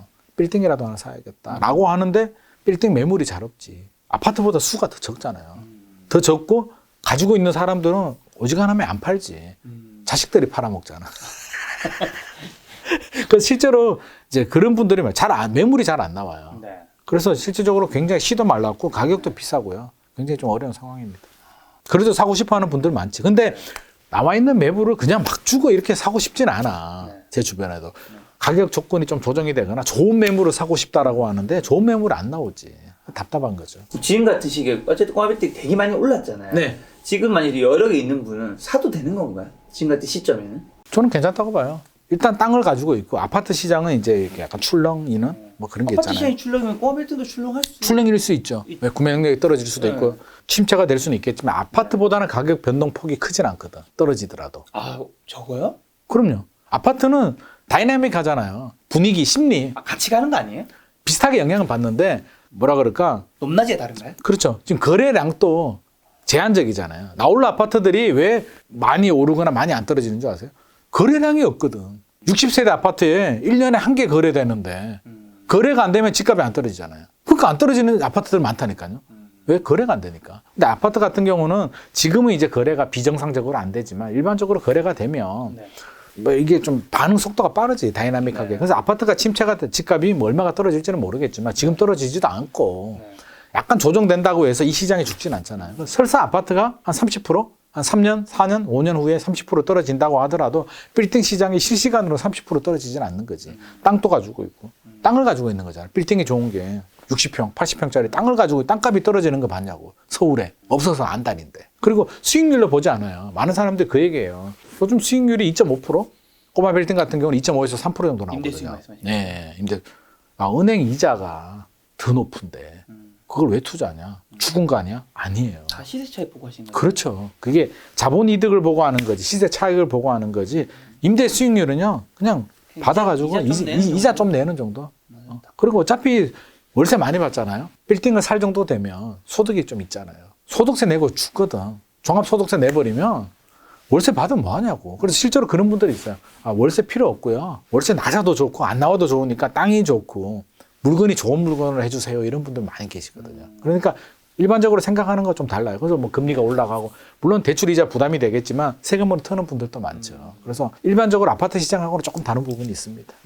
그 부자분들이 아닌 분들은 뭐 현금 뭐 5천, 뭐 1억 가지신 분들 있잖아요. 네. 이런 분들이 사실 이 상승장에서는 계획 투자라든가 지방에 이런 것도 할 수 있는 것도 좀 있었는데 네. 그럼 지금 같은 시기에는 이런 돈으로 뭔가를 하는 걸 반대하시는 입장일까요? 그러니까 집이 없는 분들은 저는 내 집 마련이 뭐 첫 집 번째 마련하는 1순위고요. 네. 집이 있다. 하나 있는데 큰 돈은 없다. 5천, 1억 정도 있다라고 한다면 선택지가 크게 많이는 없어요. 서울에서는 불가능하고 이제 빌라도 못 사요. 네. 빌라도 사기 어렵고요. 한다면 인천 쪽에 가면 빌라라든지 좀 오래된 대지분이 있는 빌라라든지 아파트도 잘 찾아보면 5천만 원은 좀 힘드나? 1억에서 한 1억 5천 정도는 할 수 있는? 안산? 시흥 이런 데 가면 신안산선이나 지하철 호재에 있는 지역들 중에 그 정도 한 1억, 1억 5천, 2억 정도를 할 수 있는 물건들이 있고요. 아니면 지방으로 가서 비규제 지역들. 네. 지금도 많이 하시고 있는데. 많이 한다고 있더라고요. 그렇게 들어가시는 괜찮은 방법도 건가요? 있고. 지금 그게 하락기 만약 진짜 온다면. 잘 치고 잘 빠져 들어와야죠. 아, 그러니까 계속 두면 안 되고 네. 이렇게 좀 잘 쳐야 되는데 세금 내면 실제로 놀아간 만큼 또 이게 세금 내면은 뭐 주택 수요 들어가면 문제가 될 수는 있어요. 비규제 지역이니까 내도 한 40% 내면 되니까 사실 뭐 한 2억, 3억, 4억짜리 아파트 사가지고 우리가 뭐 매덕을 바라는 건 아니잖아요. 몇 천만 원 먹기 게임이기 때문에 세금 좀 내고 이렇게 너무 길게 가지 마시고 지방 저는 개인적으로 추천하지는 않는데 네. 그래도 아직 살아있고 비규제 지역으로 지금 활성화되고 있기 때문에 그런 지역으로 좀 짧게 들어가시는 것도 괜찮고 오피스텔하고 이제 생활형 숙박시설에도 많이 들어갔거든요. 그래서 아직까지는 괜찮은데 조금 주의는 필요할 것 같아요. 생숙 같은 경우도 원래는 주거용으로 사용하면 안 되거든요. 말 그대로 숙박시설이에요. 숙박시설이어서 어떤 뭐라 그럴까 옛날 분양형 호텔처럼 관리업체가 숙박을 관리하면서 이렇게 해야 되는데 현실은 오피스텔처럼 주택으로 사용하거든요. 그래서 이게 정부가 2년 동안 한시적으로 유예를 줬어요. 2년 안에 오피스텔로 용도 변경을 해라. 받아주겠다. 숙박시설에서 오피스텔로 받아주겠다. 2년, 왜 2년일까요? 2년 지나면 단속 들어간다는 거죠. 그래서 이것도 잘 치고 잘 빠져나와야 되는데 2년 후에 단속 들어가면 힘들어요. 주거용으로 사용 못하게 되면 두들겨 맞으면 생숙을 주거용으로 안 하면 숙박시설로 사용해야 되는데 그게 쉽겠어요? 관리를 어떻게 할 거야? 대형 숙박 업체들이 막 관리를 해줘야 되는데 그런 게 어디 있냐고. 우리나라 그게 활성화 안 됐잖아요, 아직. 그래서 그렇게 투자하신 분들은 작년에는 돈 벌었어요. 네. 피도. 그래서 진짜로 잘 치고 잘 빠져. 돈 벌었을 때 빠져나와야 되는데 마지막에 물리면 안 팔릴 수도 있습니다. 지방에서는 벌써 이제 입주했는데 안 팔려가지고 물리는 분들이 나오고 있어요. 그래서 그것도 짧게 좀 칠 필요가 있을 것 같고 오피스텔은 그거보다 좀 나아요. 낫기는 나은데 요즘 오피스텔도 이제 두 부류가 있죠. 월세를 받는 오피스텔이 있고 아파텔처럼 주거용으로 24평 이상 정도 되는. 주거용으로 그렇게 나온 오피스텔이 있는데 내가 실수요자야. 실수요자인데 아파트는 도저히 가격이 안 맞아. 라고 한다면 대안으로 저는 아파트를 하시는 거는 괜찮다고 봐요. 실수요라면. 근데 이제 투자 목적이라면 작년까지는 많이 올랐고요. 이제 올해는 조금 규제가 들어오더라고요. 주택수도 포함되고 하니까 조금 주춤해요. 그래서 투자 목적이라면 그거보다는 저는 소형 월세 나오는 오피스텔 정도로 해가지고 주거용으로 주택수 안 잡히게. 주거용으로 사용 안 하면 주택수를 안 잡히거든요. 그래서 주거용으로 사용 안 하는 소형 오피스텔에서 수익형 부동산처럼 월세를 돌리면서 요 시기, 예를 들어서 한 3년에서 5년 시기를 이렇게 넘기는 거는 괜찮을 것 같습니다. 지금까지 이야기를 이제 정리하는 질문을 드려볼까 하는데요. 굉장히 어쨌든 혼란스러운 시기. 아무래도 이 투자를 하시는 개인분들도 굉장히 뭐 좀 어려우실 텐데. 자, 그분들이 좀 가져야 할 태도. 제가 앞서서 말씀드렸는데 제가 제일 중요하게 생각하는 원칙. 언제든지 위기는 올 수가 있다. 우리가 생각하지 못하는 변수들 언제든지 발생할 수 있다. 계획처럼 안 되더라. 그쵸. 계획처럼 안 되더라. 우리 인생이 계획처럼 되면 무슨 고민이 있어. 계획처럼 안 돼서 저는 제가 이렇게 유튜브를 하고 있을 줄 몰랐습니다. 그쵸? 하고 있을지도 몰랐고 했는데 구독자가 100만이 넘을지도 몰랐어요. 아무도 몰라. 우리 앞으로도 어떤 일이 있을지도 몰라. 계획처럼 되면은 아무런 고민이 없죠. 그게 인생이에요. 그래서 갈 때 아까 제가 등산에 얘기했잖아요. 좋은 길로 잘 갈 수도 있는데 가다 보면 가파른 길도 나오고요. 엉뚱한 길도 나오고요. 굉장히 어려운 길이 나오는데 그게 리스크 관리가 필요한 거죠. 안 하면 안 돼. 안 올라가면 우리가 정상에 갈 수가 없다니까. 그러니까. 꼭 그 정상에 안 가도 돼. 중간에 가도 되고요. 중간에서 내려와도 되는데 출발을 안 하면 그냥 꽝이야. 그래서 저는 출발을 해야 된다. 첫 걸음은 디뎌야 되는데 절대 너무 빨리 가파르게도 가지 말고 절대 예상치 못하는 상황이 오면은 받아들여라. 뭐 예를 들어서 금리가 10% 갔어. 어떻게? 내가 잘못한 게 아닌데? 그럼 받아들이고 그렇죠. 맡기고 흘러가는데 리스크 관리가 안 되면 안 되는 거지. 그러니까 시대 흐름은 따라가되 첫 걸음 너무 높은 곳에 너무 빨리 가려고 하지 말고 인생 길잖아요. 진짜 기회 많이 온다니까. 지금이 많이 올랐잖아요. 앞으로 기회가 없을 것 같잖아요. 뭐 벼락거지? 아니에요. 앞으로도 기회 많이 오니까 저는 좀 젊은 분들한테 특히 더 드리고 싶은 말씀은 좋은 기회들 진짜 많이 와요. 그러니까 투자하신 분들도 좋은 기회가 많이 올 수 있고 안 하신 분들도 좋은 기회가 많이 올 수 있으니까 다음 기회가 올 때도 잘 잡아야 될 거 필요하고요. 가지고 있는 분들은 리스크 관리도 잘 해야 되고요. 지금 살고 죽을 거 아니잖아, 우리. 그러니까 좀 뭐라 그럴까. 긴 호흡 좀 길게 보고 좀 살았으면 좋을 것 같아요. 너무 막 숨 넘어가는 것 같아. 최근에 이제 막 그런 분들 보면 지금 안 하면 죽을 것 같아라고 하는데 그렇지 않습니다. 사랑도 그렇지 않아요? 로미오와 줄리엣이 왜 죽었겠어요? 지금 아니면 죽을 것 같아서. 그러니까 막 지금 아니면 애 아니면 죽을 것 같아가지고 양가 집에서는 하지 말라고 하지. 막 나는 줄리엣, 로미오 너 없으면 안 돼. 제가 그 부모 있잖아요. 그 무슨 집안이죠? 뭐 캐톨릭가인가? 아무튼 뭐 집안이 있죠. 제가 그 부모였으면 가만 내버려둬. 그러면 1년 사귀다 헤어지거든. 사랑이 식잖아. 명작을 비하하고 있는. 죽어가지고 명작이 됐잖아. 가만 냅두면 다 헤어지는데 뭐 로미오가 바람 폈을 수도 있고. 그래서 인생이 마음대로도 안 되는 거 너무 급하게 생각하지도 마시고요. 네. 좀 길게 본다면 로미오보다 더 좋은 사람을 만날 수도 있잖아. 그러니까 좀 앞으로 좋은 기회들 많이 오니까 네. 지금 또 위기는 아니에요. 찾아보면 그러니까 필요한 사람들은 하셔도 돼요. 리스크 관리가 되는 범위 내에서. 그래서 너무 높게 점프하려고 하지 말고 한 단계 한 단계 올라가는 그런 게 필요할 것 같습니다. 대표님께서 김작가TV 처음 나와주셨는데 네. 마지막으로 제 질문 뭐 특정 질문 없이 대표님께서 뭐 시청자분들에게 하고 싶으신 말씀 있을까요? 오늘 너무 재밌었고요. 너무 네. 잘 해주셔가지고 너무 재밌었고 이 내용이 좀 도움이 좀 됐으면 좋겠고 투자 당연히 돈 벌어야 되죠. 네. 그러니까 우리가 돈 벌자고 하잖아요. 그렇죠. 그거 하나는 제가 말씀드리고 싶네요. 돈 벌자고 하는 건데 그 뭐라 그럴까 돈의 함몰, 돈이 목적이 되지는 말았으면 뭔 철학 같은 얘기냐고 할 수도 있는데 왜 그 얘기 하냐면 저희 삼촌이 재작년에 저한테 말씀을 해줬어요. 제가 고향 갔는데 삼촌이 KTX역까지 태워주면서 말씀을 해주시더라고요. 돈이란 건 설탕과 같다라고 말씀하셨어요. 돈은 설탕과 같아.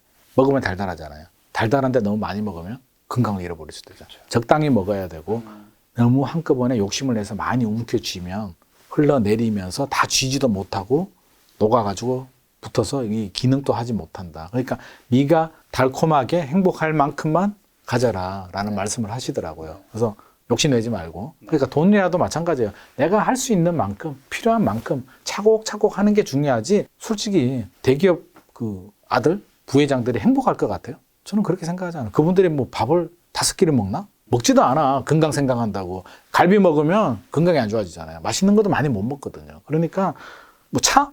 뭐 슈퍼카 10대 있으면 엄청 행복할 것 같아. 살 때는 기분 좋겠지. 그럼 나중에 뭐 어떨 거야? 타지도 않는데. 막상 생각해보면 내가 부족하니까 더 많이 가졌으면 좋겠다라고 하는 거지 막상 그 입장이 되면 또 더 많은 걸 가지려고 하는 거예요. 그래서 필요한 만큼 차곡차곡 목표를 가지고 가는 거는 좋겠지만 너무 좀 과도한 욕심? 무리하게 이렇게 많이 움켜쥐려고 하면 오히려 상할 수도 있으니까 필요한 만큼만 조금씩 이렇게 하는 전략도 필요할 것 같습니다. 마지막에 굉장히 멋진 말씀을 해주신 오늘 만남의 손님은 설탕 같은 로미의 김인만 대표님이었습니다. 지금까지 여러분 소중한 시간 함께 해주셔서 정말 감사합니다. 오늘도 김 작가였습니다. 감사합니다. 고생 많으셨습니다. 네, 감사합니다.